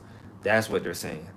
Because once again, these schools got all these amenities, but what these colleges don't know and what these schools don't understand. Now, I'm sticking on my thesis a little bit, but if they increase their tuition per credit hour, I'm gonna be honest with you. If the colleges if they increase their tuition per credit hour and they increase their fees, those kids are not going to go to them schools. Them kids are definitely going to go to them 2 years first, then go to a 4-year. Or they're going to go to a very affordable 4 years, because there's some 4 years out there, more state colleges that have 2-year prices on them. For ones that didn't know that, like and subscribe. So new and increased taxes on institutions of higher education will limit student aid and constrain research. Now, I agree with research being constrained and limit student aid, I guess. So right here they're saying, plain and simple, this is a tax on scholarships, research, and charitable giving. This tax will be imposed on a diverse set of institutions, from liberal art colleges to research universities. I went to a liberal art college. I'm in a liberal art college right now, getting my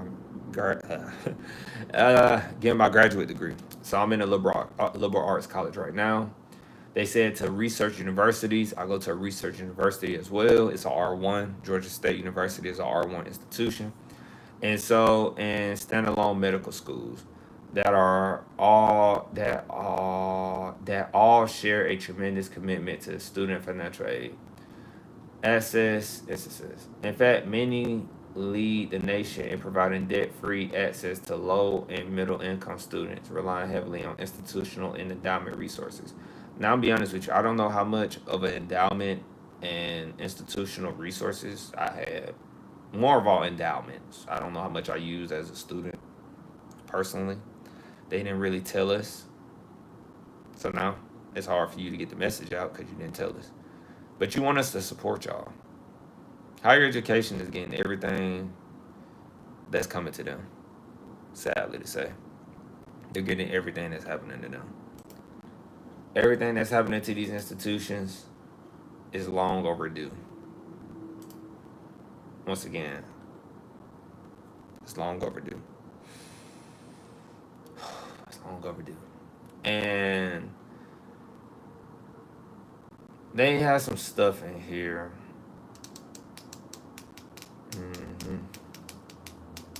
Yeah. So I wanted to talk about that. There's more. I'm not done with that one. I'm not done. I just wanted to read that because they got the links in here to this information. I'm taking advantage of all this. It's like I'm like candy in Candyland.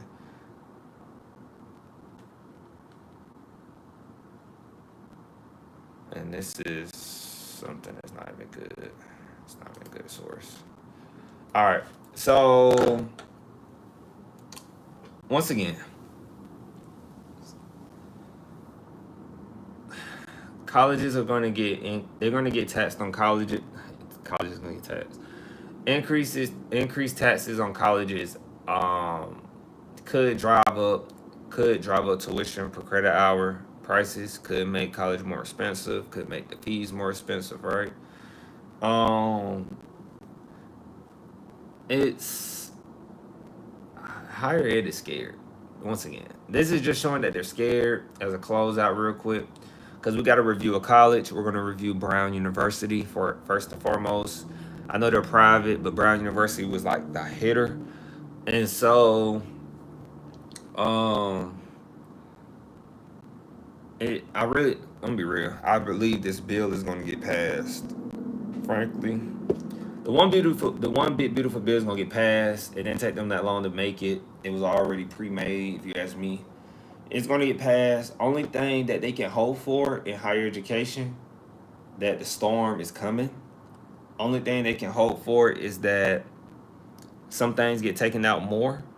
But once again, it's nearing July. Trump said he wanted it on his desk, I believe, before July 5th, if I'm not mistaken. It's July now, so this could get signed today, which I will go live again if it gets signed today or any time this week.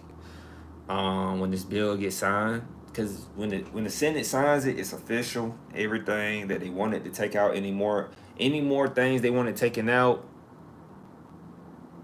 is not getting taken out. And I don't think nothing else is gonna get taken out. So for all my higher education, for all my professionals out there in higher education, you had a chance to make a change on this. I'm gonna say this real quick. For all my higher education people out there, if you watched this and made it this far, you could have changed. You could have done something about this, higher ed professionals. You could have paused the tuition.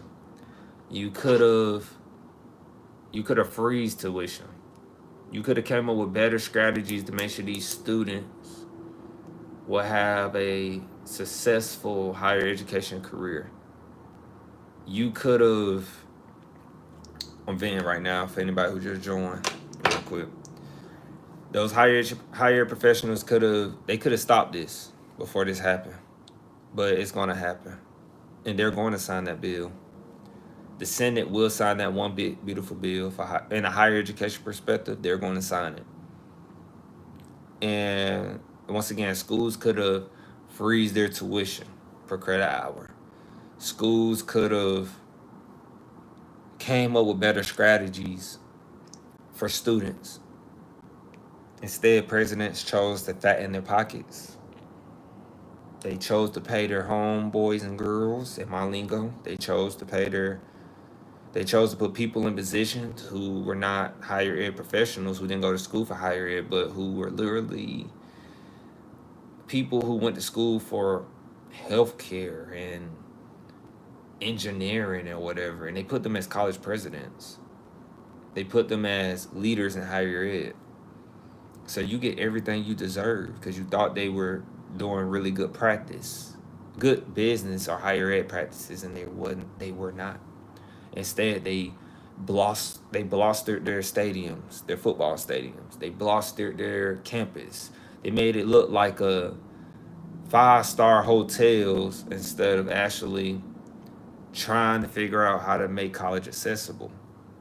So now colleges have to suffer. And you know who's going to suffer the most? The students, parents, and guardians. You thought college was expensive now? College is about to get so much expensive that I don't even know if students will continue to go to college, to be honest with you.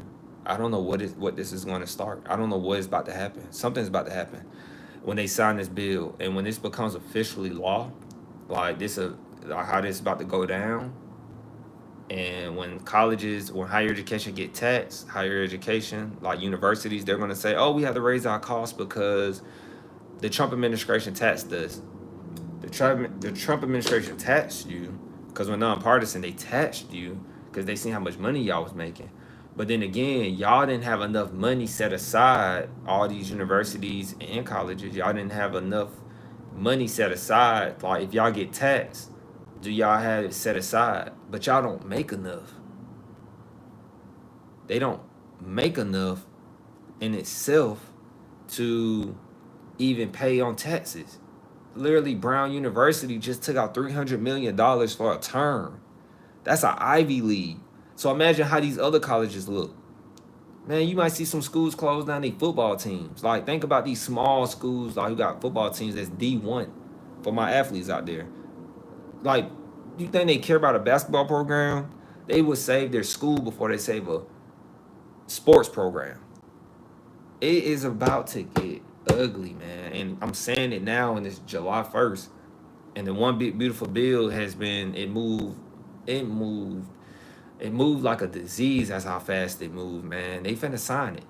Because they said the deadline was July, like early July, like I believe before July 4th, before July 5th. And when they get signed, I just hope, like and subscribe, like clip me. Please clip me, post me on social media. But it's about to get ugly, man. And these higher education professionals, they messed up. They can blame it on the Trump administration all they want, but they did this to themselves. Because if they had money and actually kept the prices at a good price, it's in the data. They raised the price of college for no reason, man. They raised it for no reason. There was no justification for why prices were rising. When you have a college professor who has a PhD telling you they don't know why college prices rising, you got professionals saying, financial aid specialists saying they don't know why college prices are rising. I just feel sorry for the students and the parents. It's always the lower people who are going to be affected. Like I said, you don't see these presidents, you don't see these execs, you don't see nobody. Like, think about it, guys. These college coaches and all that, they're not cutting their salaries. They're just going to charge you more. It's the same thing that happened in The Big Short. Literally, the people at the bottom felt it the most. Remember when people lost their pensions? Ask your parents, ask your grandparents. They know about the '08 crisis that happened. They lost their retirements. They lost their jobs. They lost houses and more. Same thing. It's a higher education. It's about to be the same thing, except you're going to be like, I can't afford to go to college. I got to go work. Or you're going to go to a 2-year. Start at a 2-year. That's what I did. Started at 2-year. I still think you should start at 2-year. That's going to give you some hope. And just come back to the channel like, hey, I'm in between these colleges right here, Henry. Which one should I do? And we'll break it down. That's why we live stream. Now I can give you my advice and experience and what I did. I made sure my purchasing power, based on my job, I could save up the money I need if I need to pay college in cash. Because it was times where I had to, well, now in graduate school, I had to make sure, like I said, my college bill in graduate school is $2,500. I can save up $2,500 and pay for college if I need to. And guys, I'm human. Like I was real hesitant on it. I told one of my people who always in the chat, he was like, "Did you not want to use resources?" I didn't use resources early on, guys. I still use Pell and Hope because I'm in Georgia, but I chose not to use like I was working full time when I went to my university school. This school, I was working full time. I could have used a benefit where they paid for my schooling.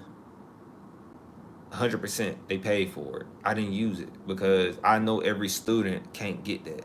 I know every student can't use that. So I made it my duty to be an experiment in my own testament of life to be like, look, I made sure I was only getting Pell and Hope. And every student not gonna get Hope if you're in Georgia, or if you're in another state, it's called something else. You might not get that. That's like GPA requirement. You gotta have a certain GPA. So if you only getting Pell for my Pell Grant students out there, you need to really know the max limit on how much you're gonna get and split that in half by 2. And then if you got scholarships, add that in there. If you got any other thing that can aid you, add that in there. But you need to know how much you're being charged, and that's what we do. And we give you the game on like, look, start a 2-year, bridge to a 4-year, be in the articulation agreement, because that's gonna help you in the long run. I'm telling you. That's something they're not telling you about. Schools need to do more articulation agreements and pathway agreements instead of more ticket sales and advertising and recruiting and paying athletes. I'm all for the athletes getting paid, but you need to have somebody focusing on the athletes, of course, and all that, NILs, and you need somebody who focuses on these students. Because if you ain't got no students going to college, you ain't finna have nobody going to work for Jeff Bezos. You ain't finna have nobody. I'm talking about corporate side. If college get expensive, then as we all know, I'm not blindly looking now. I look at all sectors. You're gonna have the rich, the wealthy. They're gonna keep going to school. Their kids are gonna go to school, and they're gonna get jobs if they want to work. Then you're gonna have the bottom tier people where I'm from, low income. When I was there, you're gonna have them not being able to go to school because college is gonna be too expensive, which is gonna hurt colleges. Because they said apparently 700,000 students lean on Pell Grant. So you mess that up, then what you gonna do for school? It's just a common breakdown, but it's finna all crumble down because these higher ed professionals, so-called higher ed professionals who didn't go to school for higher ed, who really don't care about these kids or parents or guardians, they let this happen. And this is all on them.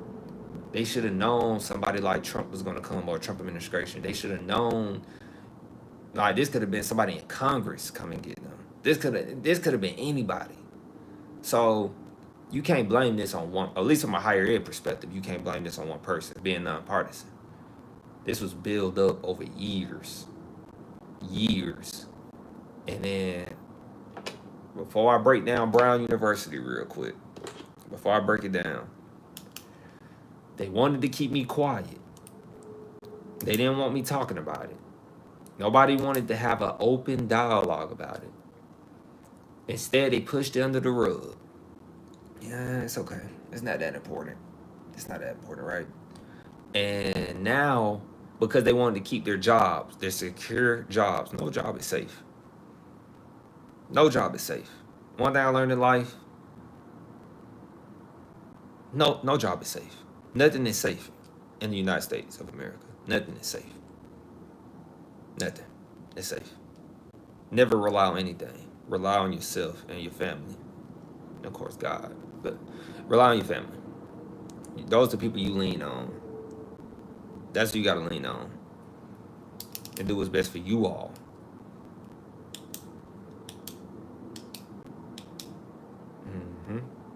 So now they're gonna lose their jobs anyway, the higher ed professionals. Now they're gonna lose their jobs. And hopefully the higher ed professionals at the top, the presidents and execs, hopefully they cut their salaries by a lot. Maybe that could save them. But yeah, You should have been speaking up instead of being mute. Now you gotta suffer. Yep.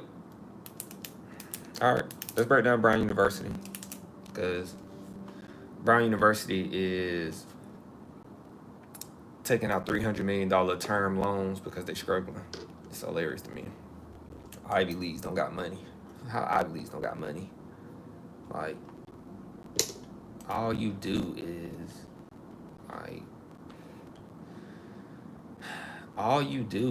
like, you're known for charging high prices. Like, people know, when people go to Brown University or Ivy, they know they finna pay a lot of money. How you don't have money at a Ivy League? So confused. So confused. So confused. Google, can you take us to it? Brown University, tuition and costs. Let's go ahead and get that set up. So guys, if you are new to the channel right now, you've been in here with us, like and subscribe. I appreciate you being here. We break down universities, Ivies now, because Ivies are not even safe in this predicament right now. We break down like their cost. Usually we know Ivy, so I already know private schools are expensive. I know Ivies are expensive, but they're not safe, obviously, right now. So I'm breaking down Brown University because Brown University needed $300 million for this upcoming semester, or for a term of a semester. They needed $300 million. And so we just gonna see how much this school is charging for them to need $300 million, because they doing something with their money, and I don't know what they doing with it. Like, please ask your donors. Do your donors not care? So they being upfront with it. And I'm gonna tell you right now, it is not cheap. It is not cheap. Brown. Now I'm looking them up on the U.S. Department of Education, College Scorecard. So Brown University.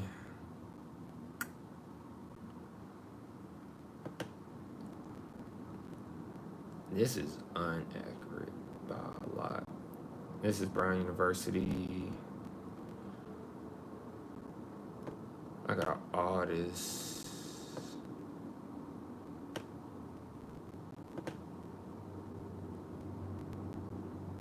So, Brown University, guys, I believe that's done.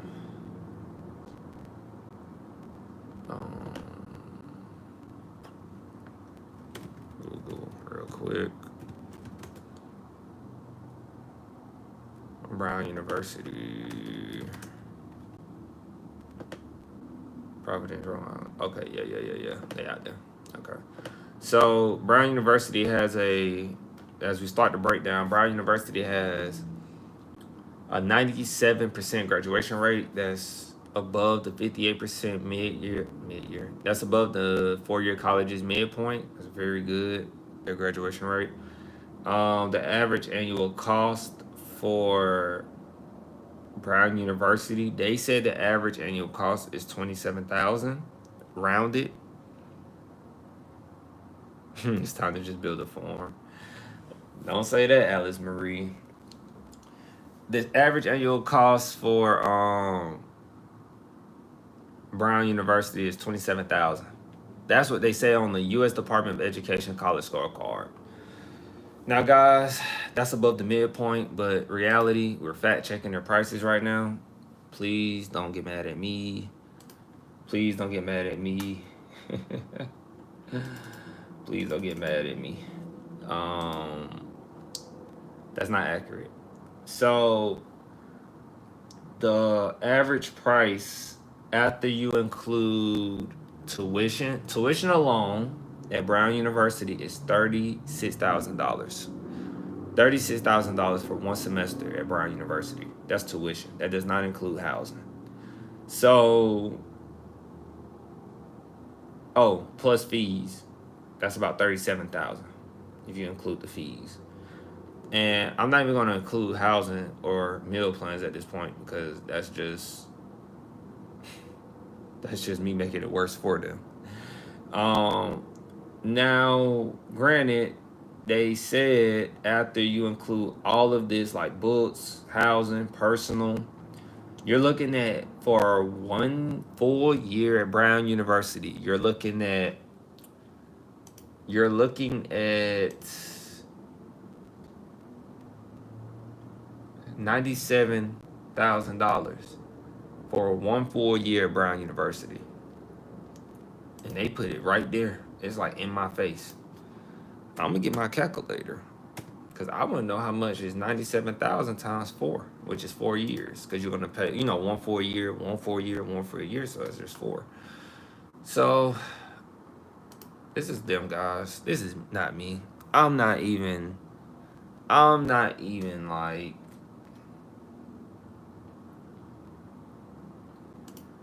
how can I put it? I'm not even making this up. This is on their college website. It's kind of disgusting. But 97,000 times 4. Remember, the average student graduates in 5 to 6 years. But in 4 years, 97,000 times 4 is $388,000. Guys, if you thought getting a house was a bad idea, I would not be mad if you got a house, then went to college. $388,000, almost $400,000 to go to college. To go to Brown University. Now, Brown University Brown University just took out a $300 million loan, term loan. Now, how many students does Brown have in their schoolhouse? Brown University, average, student population. So they said right here, Brown University has a total student population of about 11,000 students according to the data, USA. But on Brown University website, dang Brown, if you just put the information together, it just don't make y'all look good at all. So as I'm putting it together, guys, because granted, the kids that go here probably got money. Granted. But as I keep looking, they said they have about, we are not talking about that. We want to know how many students that y'all have on y'all campus. So they said they have about 11,000 students total. All right. Okay. $388,000 times 11,000 students. That is is that billion or million? That gotta be a billion. Guys, I don't see $1 billion like that, because that can't be a million. I know what a million look like.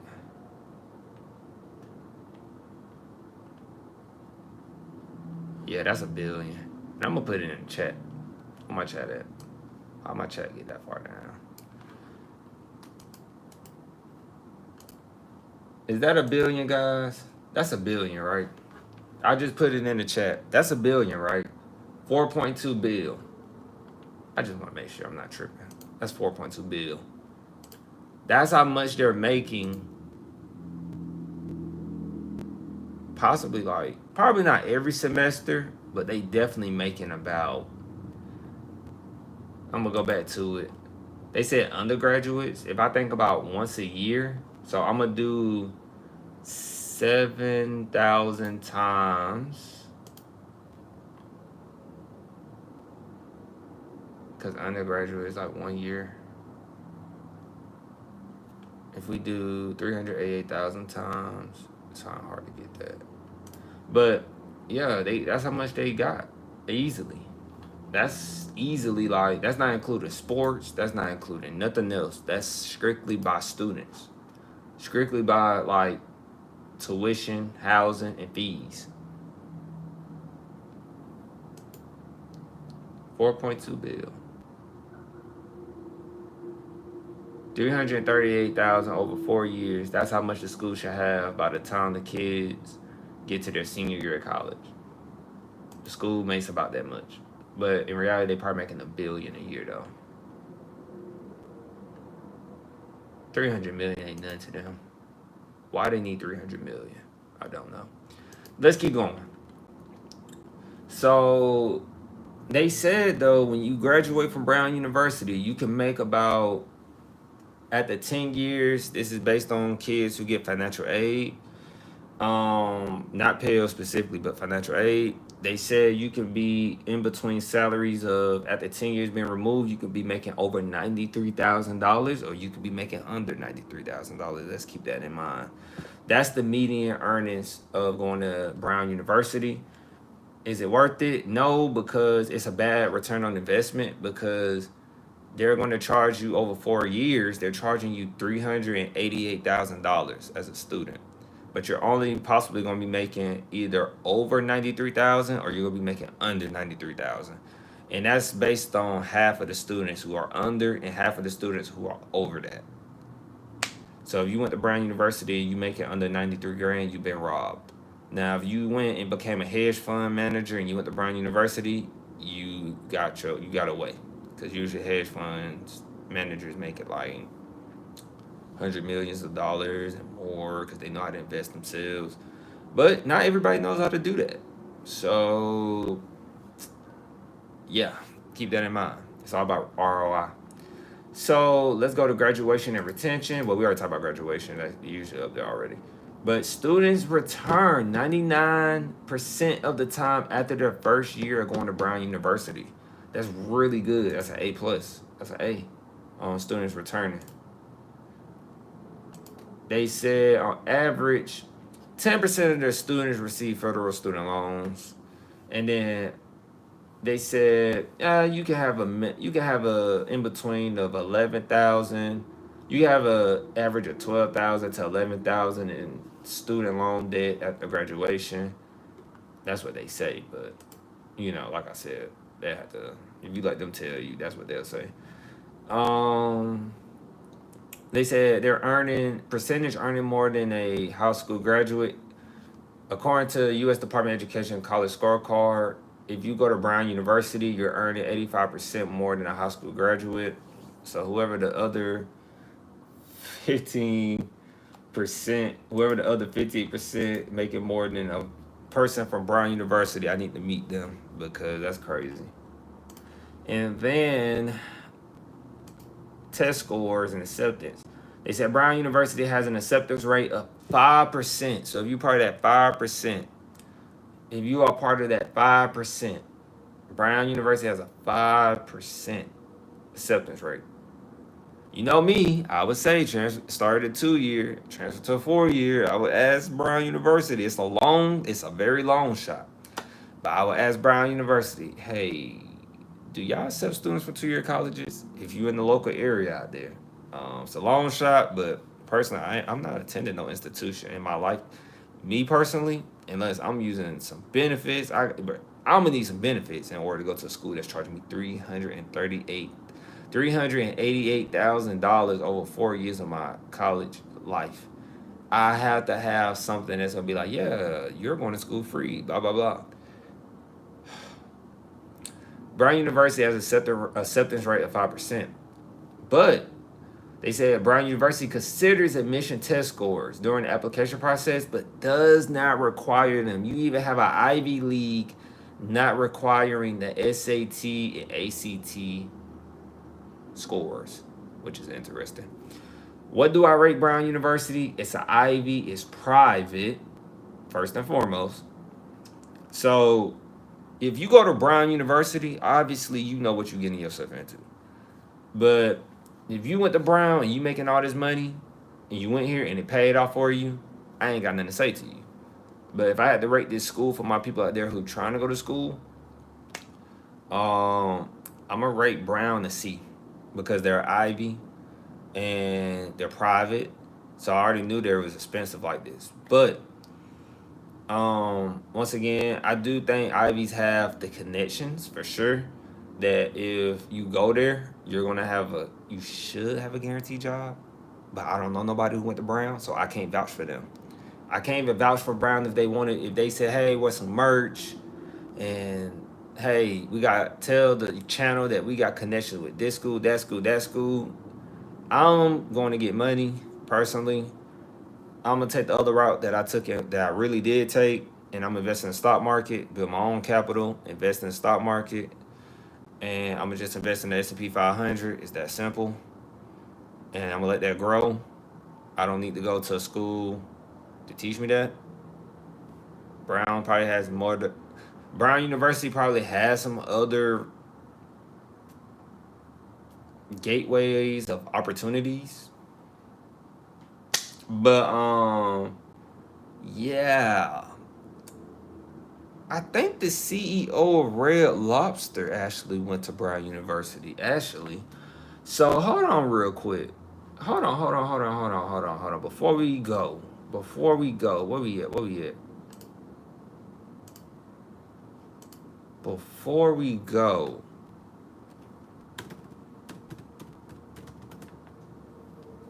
CEO of Red Lobster. There you go.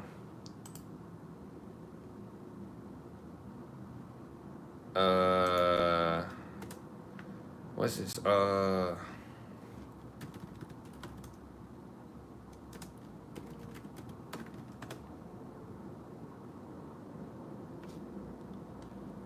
Yes, yes, he did. He has a very difficult name, guys. I'm not gonna lie to you, and I'm not gonna try. I'm not gonna butcher it. I refuse to butcher this name.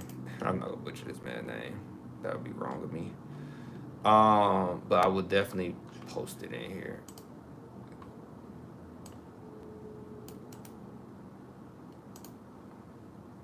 Oh wow, he was on the Breakfast Club. Huh, that's interesting. So I'm gonna put it right here. That's his name. That's his name, y'all. And he went to Brown University. Shout out to him. I remember. It's funny. I'm telling you, I be obsessed with people who what college they go to because I'm not gonna talk out my head. Now he's a CEO of Red Lobster. I'm pretty sure he makes over that 93,000, right? You see what I'm saying? He makes over that 93,000. You see where I'm going? And so he said. So not he said. He got a Bachelor of Arts degree in Economics and Political Science from Brown University and a Master of Business Administration from Harvard Business School. He was also a student athlete at Brown, playing on the football team. That's what they said. That's what AI said, and that's accurate because he said that in the interview. I just wanted to make sure I wasn't tripping. So you see right here, Ivy League has something different that they're teaching in them schoolhouses. Like I said, if you go here, you are gonna get some different type of education if you go to class. Let me get a cheddar bay biscuit. Okay, Alice Marie and Red Lobster. But guys, it's a C in my eyes. He was a student athlete, so I'm assuming he was on a full ride scholarship to go play football. And as I talk about on here, because I feel like I'm culturally aware. He's definitely Nigerian or African. He's in that area. I don't want to be wrong. I'm not sure, but based on his name, people from different countries strive for education, guys. He said it in an interview. I watched his interview a little bit, but I remember early on they said, "Where you went to college?" Da, da, da. He said my dad was real adamant on me going to college, but he was like my dad knew football wasn't my go-to, and so it just paved the way for him to go to school, and then, but it paid for his education. It got him a full ride to Brown University. That's a six-figure school, you see, and then he was able to go on. He probably had some grants and stuff because he never used the money, or he probably made money and no telling. He didn't use no money or aid while he was an undergraduate, and he was able to go and get his Harvard degree, his MBA, which is incredible. And so Ivies do teach something different, but if you are a regular student trying to make your way and you the first person in your family to go to college, and you like Jay-Z say, like it started with me. If it's starting with you and you ain't got no path really, you don't have no resources, like you coming to me Like, I'm gonna tell you, start at 2 year, go to 4 year. You got Ivy League dreams. I'm not the person because I didn't go to Ivy League. Now, hopefully, somebody comes out who knows something that we don't know about Ivy Leagues, and they can give you some game that can change your life and save you a lot of money in college. Because Ivy Leagues, they teaching something in them schoolhouses, but hey, don't forget them 2 years and 4 years, we teaching something in them schoolhouses too. But because I'm gonna watch that interview with him on the Breakfast Club. I didn't even know he did that. So shout out to y'all on the live screen for making me go find it. I knew somebody that went to Brown. I heard this school before. I had to sit on it. I appreciate everybody that stopped in the live screen. They stopped by. That was Brown University. They are a C once again. Because like I said, the typical student cannot afford to go to Brown University. And it's a C. But you could possibly make a lot more money when you leave Brown University. Okay, I'm back. It's not a coincidence that... Is my video playing, guys? Okay. It's not a coincidence from Brown and Harvard. This guy went on to become a CEO of Red Lobster. And I need to go eat at Red Lobster. Actually, again, free advertisement. I need to go eat at Red Lobster and see what the menu talking about. It's a new menu now. I'm assuming he changed a lot of things. So, yes. So we will be back tomorrow. I appreciate everybody who stopped by. And like and subscribe, clip me, post me on your social media. I always say at the end. And if you don't like what I said, clip it, use it. If you like what I said, clip it, definitely use it. And guys, like, it's about to get ugly out here. In the Senate, they got to sign that bill before July 4th or July 5th. Early this July. Trump went on his diss, I think, before July 4th, if I'm not mistaken, or on July 4th. So we'll see you tomorrow. Peace with chicken grease. Let me stop. Peace.